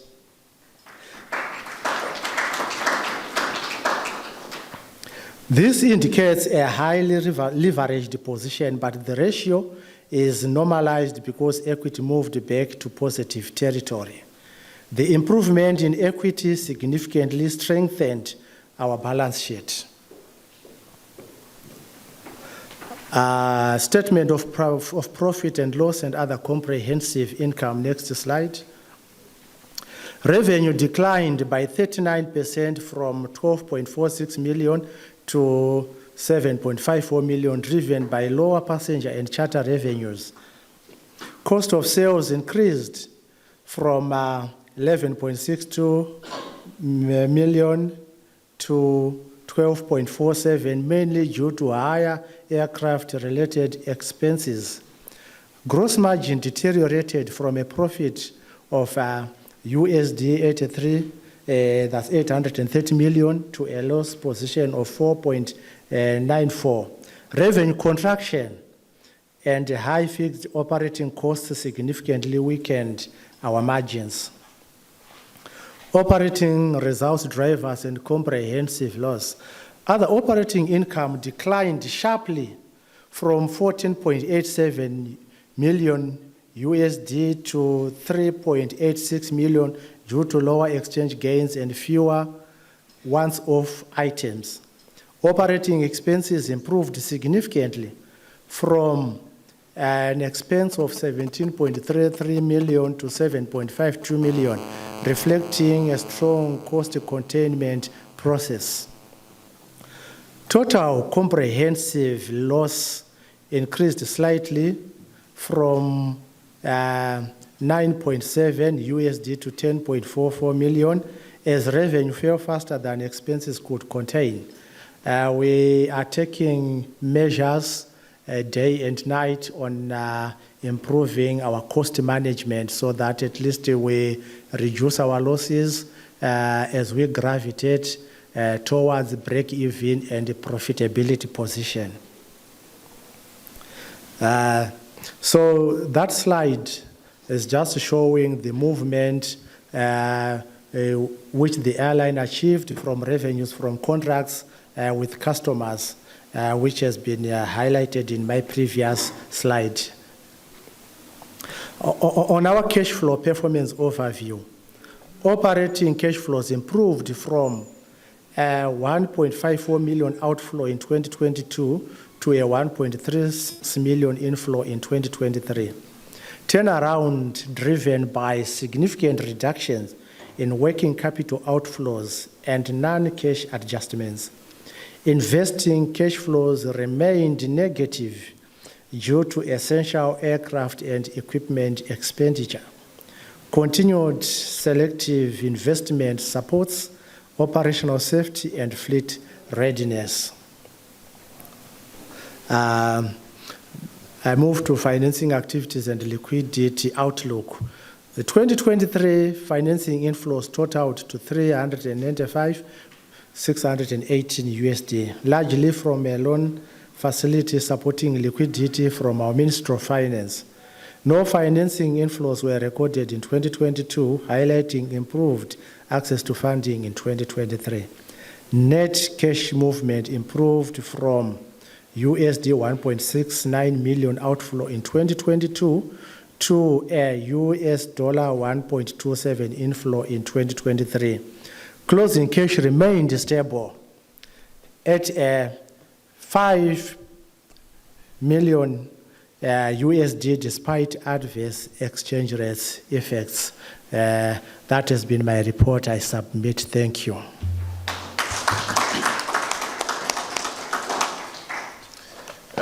Thank you, CFO. I now invite questions from members on the financial report just presented.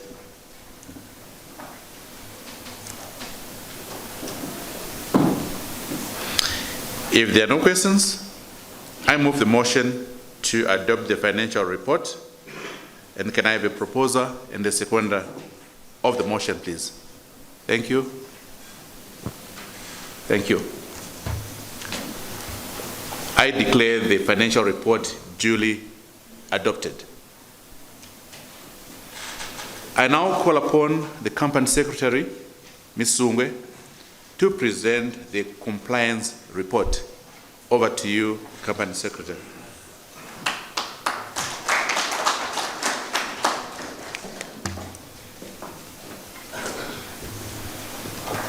Good afternoon, colleagues. Good afternoon. Are you not happy? Good afternoon. Allow me also to ride on the protocol already observed. I am pleased at this juncture to present to you the compliance report for the airline during the period under review. Let me start by acknowledging that during the year 2023, the airline was not yet fully compliant with the applicable legal requirements. However, this did not deter us. It actually marked the beginning of a continuous journey, transitioning from reconstruction to strengthening compliance systems and embedding a culture of accountability across all operations. During this period, the airline continued to make significant strides in strengthening its governance framework, despite the latest challenges that have earlier on been alluded by the CEO, and also to note that we were coming from reconstruction where we inherited skills gaps which affected us. The board and management, however, have been proactively advancing the airline's transition towards full compliance, reflecting a renewed commitment to robust corporate governance and sound institutional administration. Next slide, please.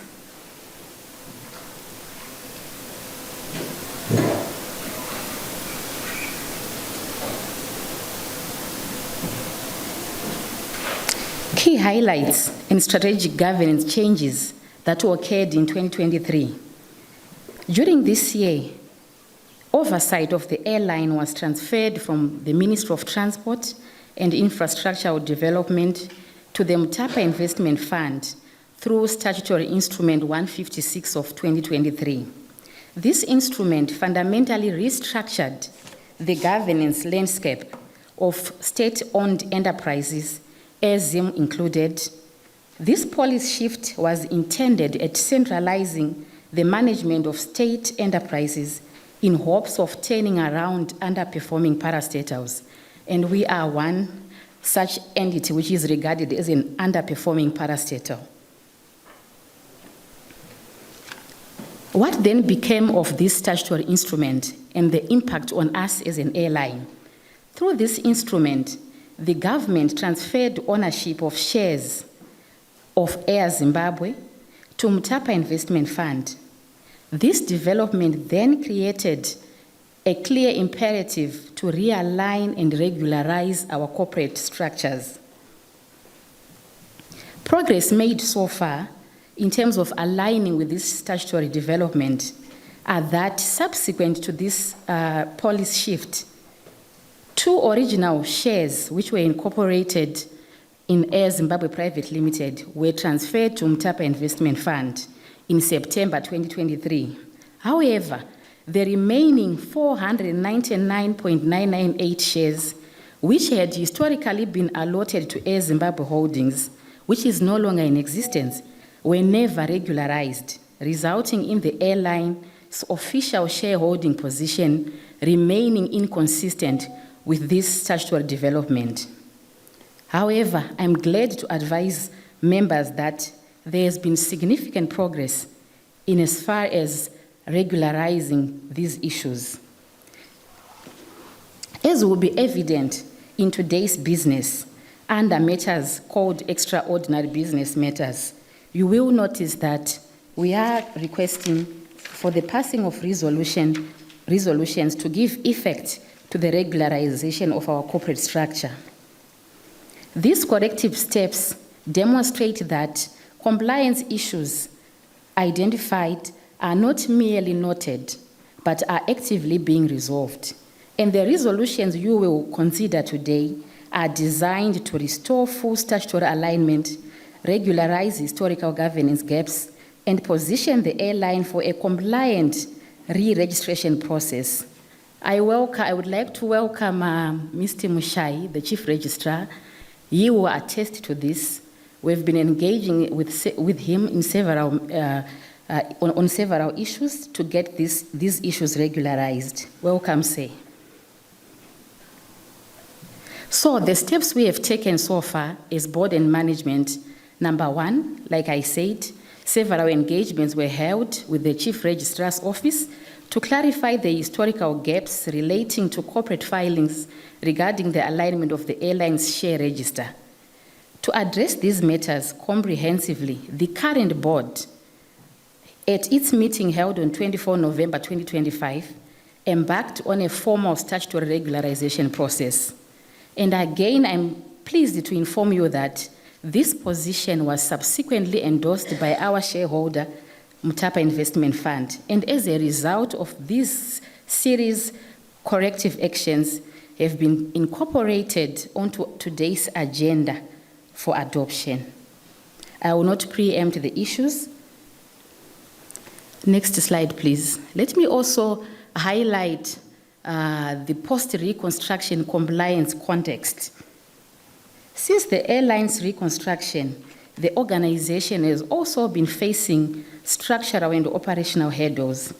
However, notable progress has been seen in enduring these legacy challenges and is evidenced in today's AGM. These issues also continue to undermine compliance standards and overall governance effectiveness. Next slide. Next slide. What then is our journey towards full compliance from 2023 to date? Over the period 2023, To date, the airline recorded notable progress in strengthening its governance, statutory alignment, and overall compliance posture. A key highlight has been the substantial advancement in the completion of our financial audits. Today, the airline successfully tabled its 2023 audited financial statements, marking a major step in regularizing historical gaps. In addition, the 2024 financial audit is now at an advanced stage, positioning the airline to become fully up to date with its audits by next year. We deserve an accolade on this.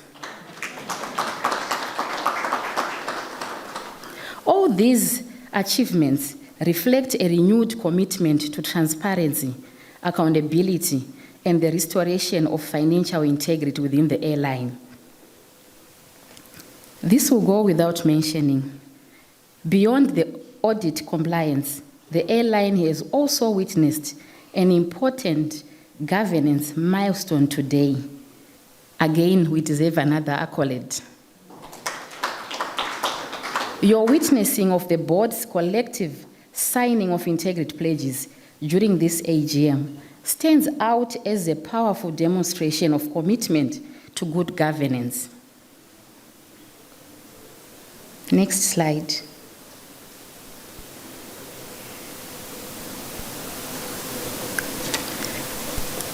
As Air Zimbabwe, we believe that compliance is not a destination, but a continuous journey.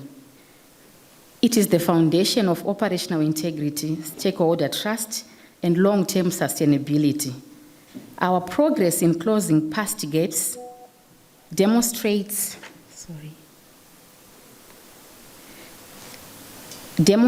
our resolve, and our focus now is on sustaining excellence and embedding compliance into every facet of our operations. I thank you.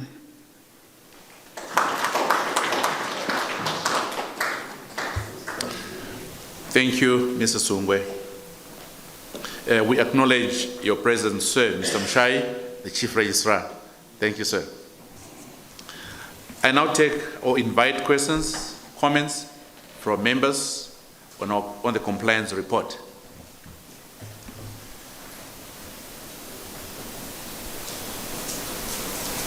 If there are no questions, I move a motion for the adoption of the compliance report.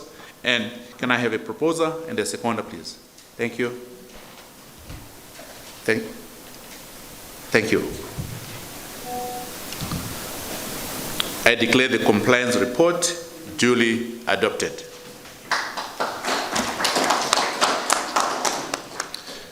This takes us to the next item on our agenda, which is the auditor's fees for the year ended 31 December 2023. I move the motion for approval of the sum of $22,000 US being auditor's fees for the year ended 31 December 2023. Can I have a proposer and a seconder, please? Thank you. Thank you.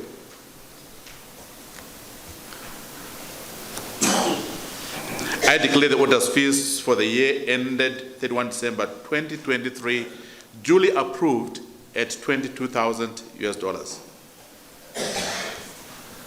Next on the agenda is the appointment of Grant Thornton Chartered Accountants as the external auditors of Air Zimbabwe for the year 2024. In terms of Section 36B of the Public Entities Corporate Governance Act 1031, the accounts of every public entity shall be audited annually by a person who is registered as a public auditor in terms of Public Accountants and Auditors Act, Chapter 2712, appointed by the Auditor General. Thus, Grant Thornton Chartered Accountants were appointed by the Office of the Auditor General as the external auditors of Air Zimbabwe for the year 2024. I move the motion to note and accept the appointment of Grant Thornton Chartered Accountants as the external auditors for the financial year ending 31 December 2024. Can I have a proposer and a seconder, please? Thank you. Thank you. I declare the appointment of Grant Thornton Chartered Accountants as the external auditors for the year 2024 as duly adopted. Next on the agenda will be on the director's fees for the year ended 31 December 2023. I move the motion for the approval of the sum of $15,785.23 being director's fees for the year ended 31 December 2023. The fees were paid in accordance with the Corporate Governance Unit Circular number 3 of 2023. Can I have a proposer and a seconder of the motion, please? Thank you. Can I have a seconder? Thank you. I declare the director's fees for the year ended 31 December 2023 duly approved at $15,785.23. Now, this takes us into the extraordinary business of the day. I'll give some background. Before we proceed to the specific items under extraordinary business, please allow me to briefly outline the background and rationale for the inclusion of these matters on today's agenda. During the preparation for the 2023 annual general meeting, engagement between management, the board, the registrar of companies, and the shareholder revealed long-standing gaps in the airline's statutory filings, shareholding records, and governance documents. These gaps stem from historical disruptions, including the reconstruction period, that's 2018 to 2021, loss of corporate records, and outdated filing dating back to almost 2016.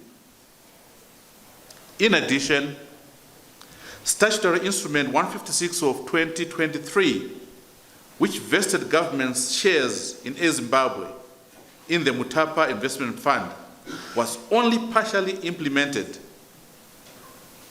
with 499,998 shares still incorrectly reflected under the now defunct Air Zimbabwe holdings in the company's registry.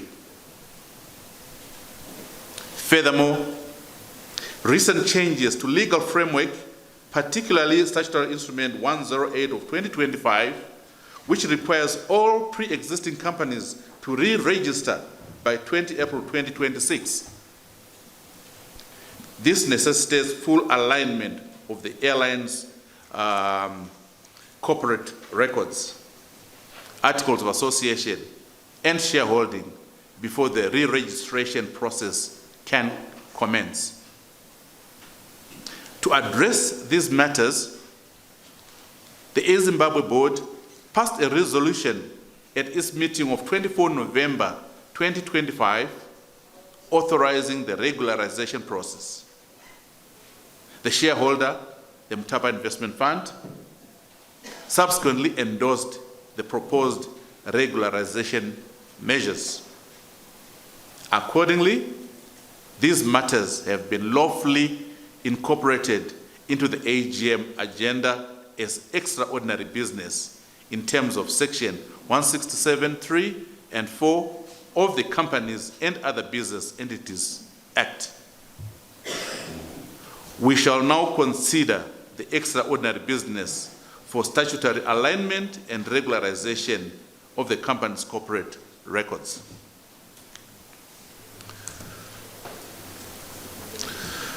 First one, A, is the alignment of articles of association to enable share buyback. I will explain. The current articles of association do not empower the company to buy back its own shares as required under Section 128 of the Companies Act and other Business Entities Act. This authority is essential to enable the company to correct its share register by recovering 499,998 shares still reflected in the name of Air Zimbabwe Holdings, a defunct entity.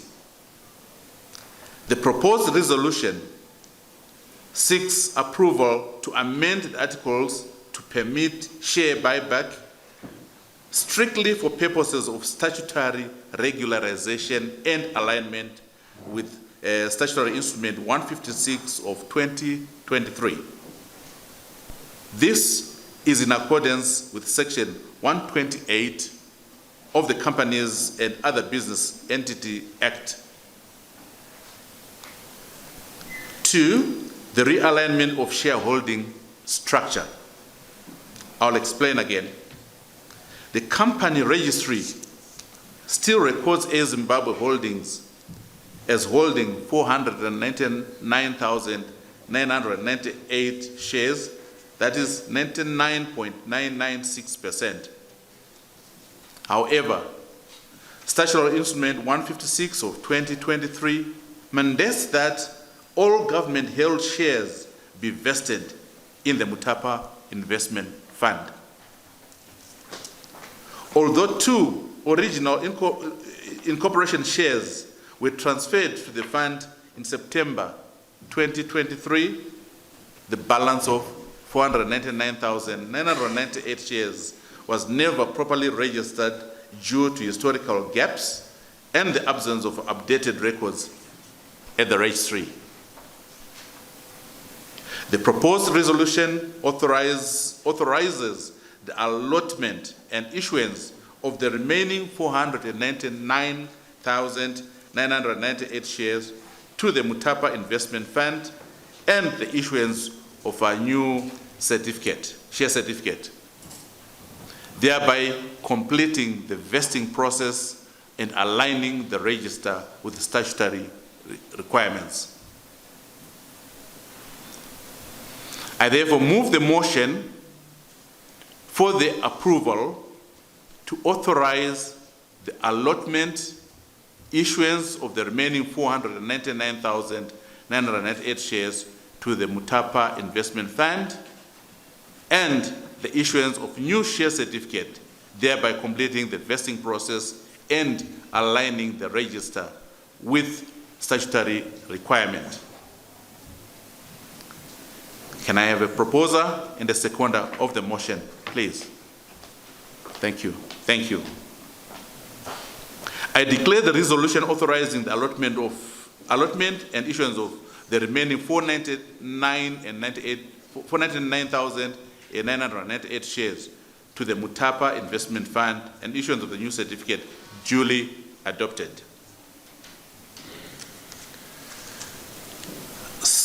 The third one is amendment of Article 69, increase of maximum number of directors. Again, I'll explain this one. Article 69 of the Company's Articles of Association currently limits board to 9 directors.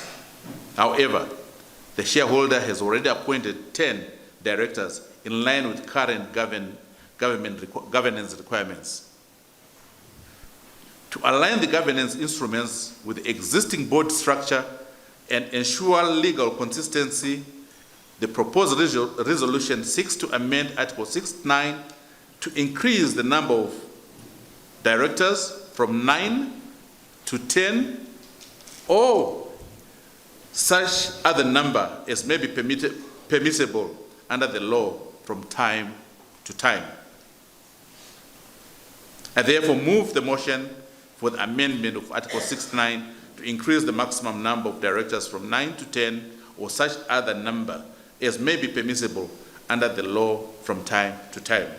Can I have any proposer in the seconder, please? Thank you. Thank you. I declare the resolution to amend Article 69 to increase the maximum number of directors from 9 to 10 or such other number as may be permissible under the law from time to time duly adopted. Fourth item is on the authority to undertake statutory re-registration process, which I will explain again. Statutory Instrument 108 of 2025 introduces the compulsory electronic re-registration of all companies registered before the introduction of the new electronic registry. Zimbabwe must complete this process by the 20th of April 2026 to avoid automatic deregistration.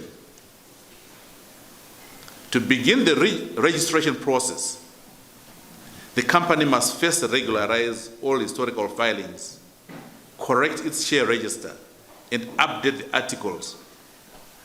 This proposed resolution authorizes management to undertake all steps required, including filing corrected records, submitting amended articles, and regularizing all outstanding statutory filings with the Registrar of Companies. I therefore move the motion to authorize management to undertake all steps required, including filing corrected records, submitting amended articles, and regularizing all outstanding statutory filings with the Registrar of Companies. And please, can I have a proposer and a seconder, please? Thank you. Thank you. I declare the resolution to authorize management to undertake all steps required, including filing corrected records, submitting amended articles, and regularizing all outstanding statutory filings with the Registrar of Companies, duly adopted. I therefore declare all extraordinary business resolutions duly adopted.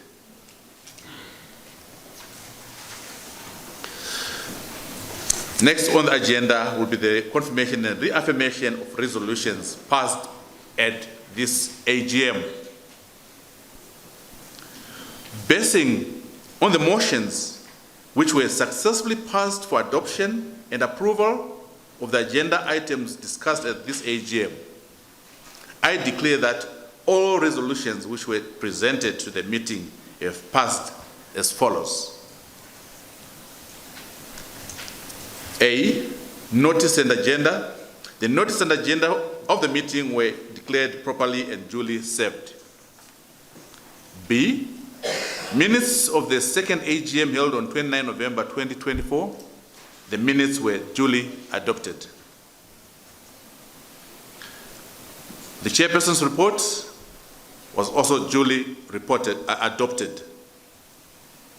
Chief Executive Officer's report, the Chief Executive Officer's report was duly adopted. E, financial report, the financial report was duly adopted. F, compliance report, the compliance report was duly adopted. External auditor's report, the external auditor's report was duly adopted.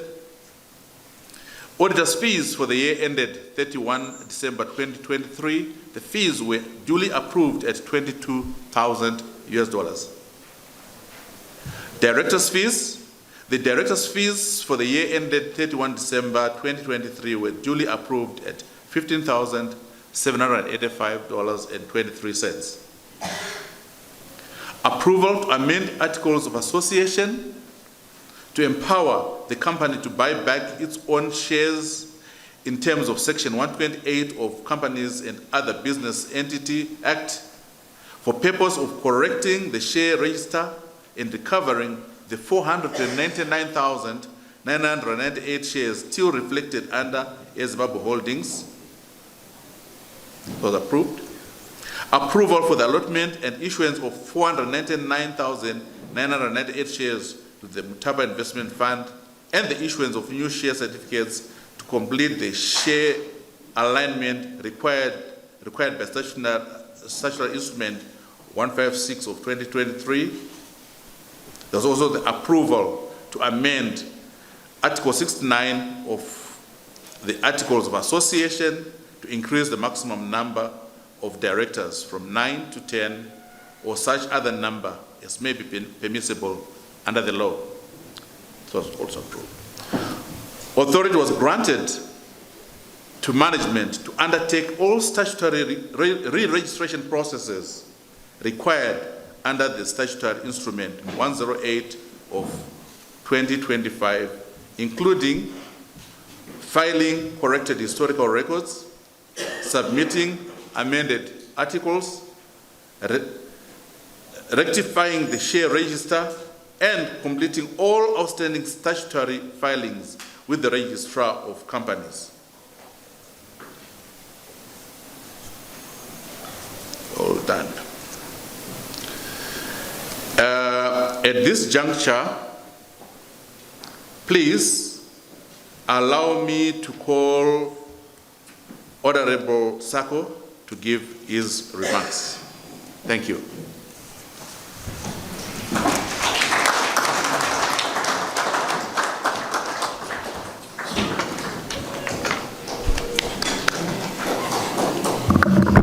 Thank you. Please be seated.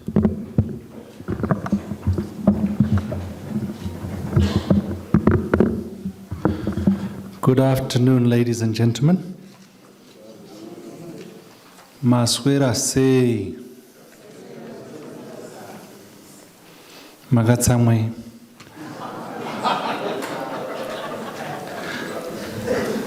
At least I got you to laugh. Allow me to recognize Mrs. Chigudu from Mutapa Investment Fund, the board chairperson, Dr. Gwarinda, and other board members from Air Zimbabwe here present, the Secretary of Corporate Governance Unit, Mr. A. Choruma, here represented by Mr. Chingombe, board chairperson, and other board members of public entities under the Ministry of Transport and Infrastructural Development here present, the Chief Executive Officer of Air Zimbabwe, Makona anenga akushanda, Hanzi Ntunge Wamuka,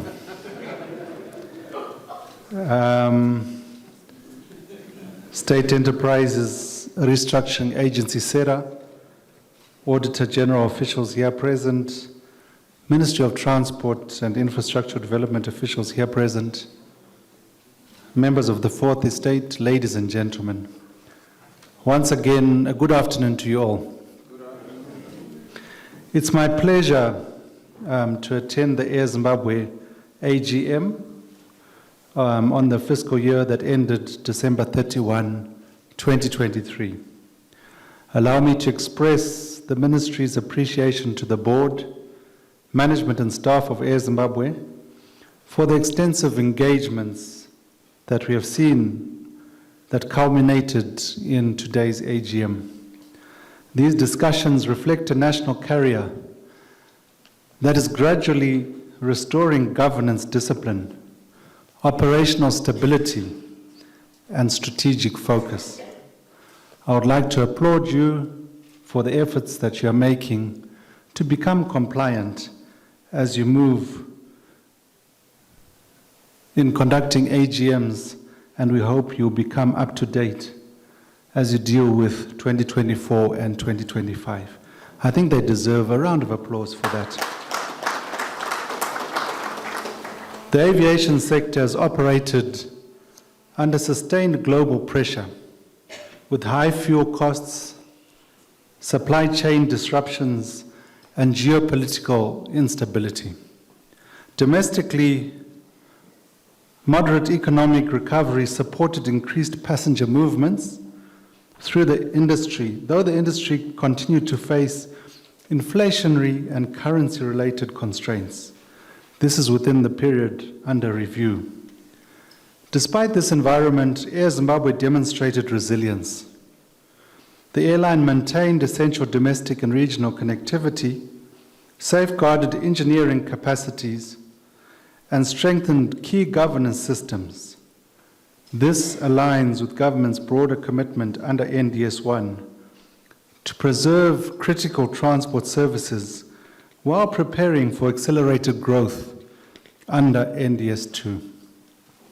During the period under review, we saw the appointment of a substantive CEO, a development that brings stability and clear strategic leadership. Further, the ministry applauds the strategic realignment of Air Zimbabwe under Statutory Instrument 156 of 2023, which vested state shareholding in the Mtapa Investment Fund. This transition is an important policy step to enhance commercial governance and accountability. And at this point, I would like to appeal to Mtapa Investment Fund for recapitalization of Air Zimbabwe. We need to reclaim our space in the skies. Please consider recapitalization. Purchase of aircraft for domestic routes. We need to saturate domestic routes from Kariba, Buffalo Range, Masvingo, Chimanimani,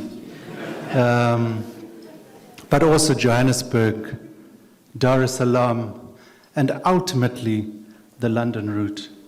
So our appeal from the ministry is for recapitalization so that we can take our space in the skies.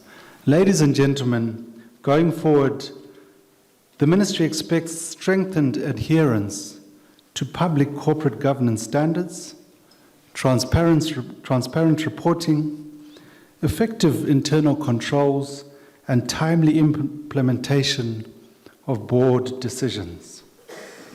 These governance expectations are not optional. They are essential for the airline's recovery. And Board Chair, we would like to appreciate the recent reintroduction of the route Harare to Bulawayo, which I think we have been absent for more than 4 years.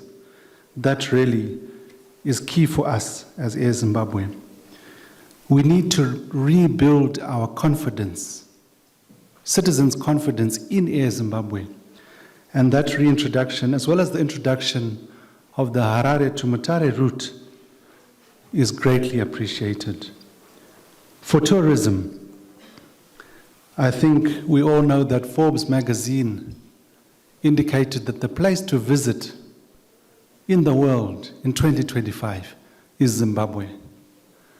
And therefore there's potential for Air Zimbabwe to take up increased demand for air services as we go into the future to connect Victoria Falls to Great Zimbabwe, Victoria Falls to Kariba. This interconnectivity is very key. Let us utilize the recently upgraded RGM International Airport, Victoria Falls Airport, Bulawayo Airport, and many airports that will come. We as a ministry are looking at introducing a new airport outside Mutare, upgrading Charles Prince Airport to the north of the city, amongst others. And it really is Air Zimbabwe's opportunity to fill in those gaps as we increase and improve our infrastructure. This AGM allows us to take stock of the progress thus far, approve financials and other decisions taken by the airline during the period under review. It also focuses the airline as we transition to NDS 2. Government's policy direction for the national carrier is centered on connectivity, competitiveness, and commercial discipline. In the short term, we anticipate the strengthening of domestic connectivity, and in the medium term, we yearn for the regional market consolidation. Whilst in the long term, we project that we'll be able to achieve international reach. with the most lucrative route being Harare to London. This must be done in a phased, commercially justified, and financially sustainable manner. We would need to speed up our visibility. Amadeus, where are we with online ticketing? We need to increase our visibility as Air Zimbabwe so that our ticketing systems can be sensitive to the load and demand on particular flights in real time, so that where we have less numbers on a particular flight, discounts can be offered to passengers and we can fill up our planes. We need to move as well towards code sharing to allow Air Zimbabwe to reclaim its space in the national, regional, international skies. Promotion of the air maintenance and engineering capacities that we have for third-party maintenance is a key revenue stream as you actually make more money from maintenance and engineering services than carrying passengers. We need to invest, and here I refer to the shareholder, in retooling of our workshops. We have a very good name in the field of maintenance and engineering. Let us invest in retooling this very important part of our operations. I would like to move to staff retention. We are losing, Chairman, experienced staff to other players. And I heard you refer to mechanisms in place. Let us focus on staff retention. We should not only be a training ground for others, but let us have that staff retention in place as you expand your training capacity. But Air Zimbabwe, let us look at ease of doing business. It should be easy to book a flight on Air Zimbabwe. You go onto your app, you book a flight, and it's done within minutes. Let us move to making business easier for our customers. Air Zimbabwe remains a strategic national asset, central to Zimbabwe's transport and economic development agenda. The ministry reaffirms its commitment to providing policy guidance and facilitating an enabling environment for the airline's transformation. Let us advance together with discipline, accountability, and a shared vision. I was happy to see today the board chairperson, the CEO, board members signing the ZAC pledge. Well done. I think you really deserve applause for that. As we rebuild a national airline that delivers reliability, efficiency, and pride to the people of Zimbabwe, we feel proud as we see our colors in the sky. Let us once again take over our space. Thank you, Natenda Siyabonga.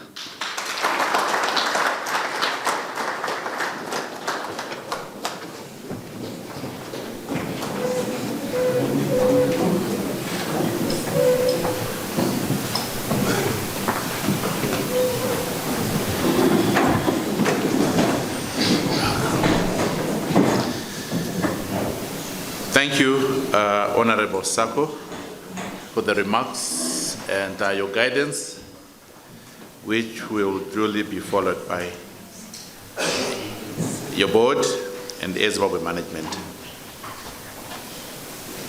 I shall now call upon Ms. Tendai Chigudu, Head of Cluster Real Estate from Tapa Investment Fund, to deliver a statement. Over to you, Ms. Chigudu. Thank you.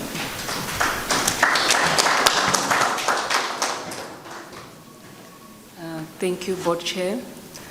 I would like to acknowledge the presence of Deputy Minister, Mr. Sako, the Board Chair, Mr. Gorinda, and CEO, Mr. Makona, as well as the Board. Sorry, just bear with me.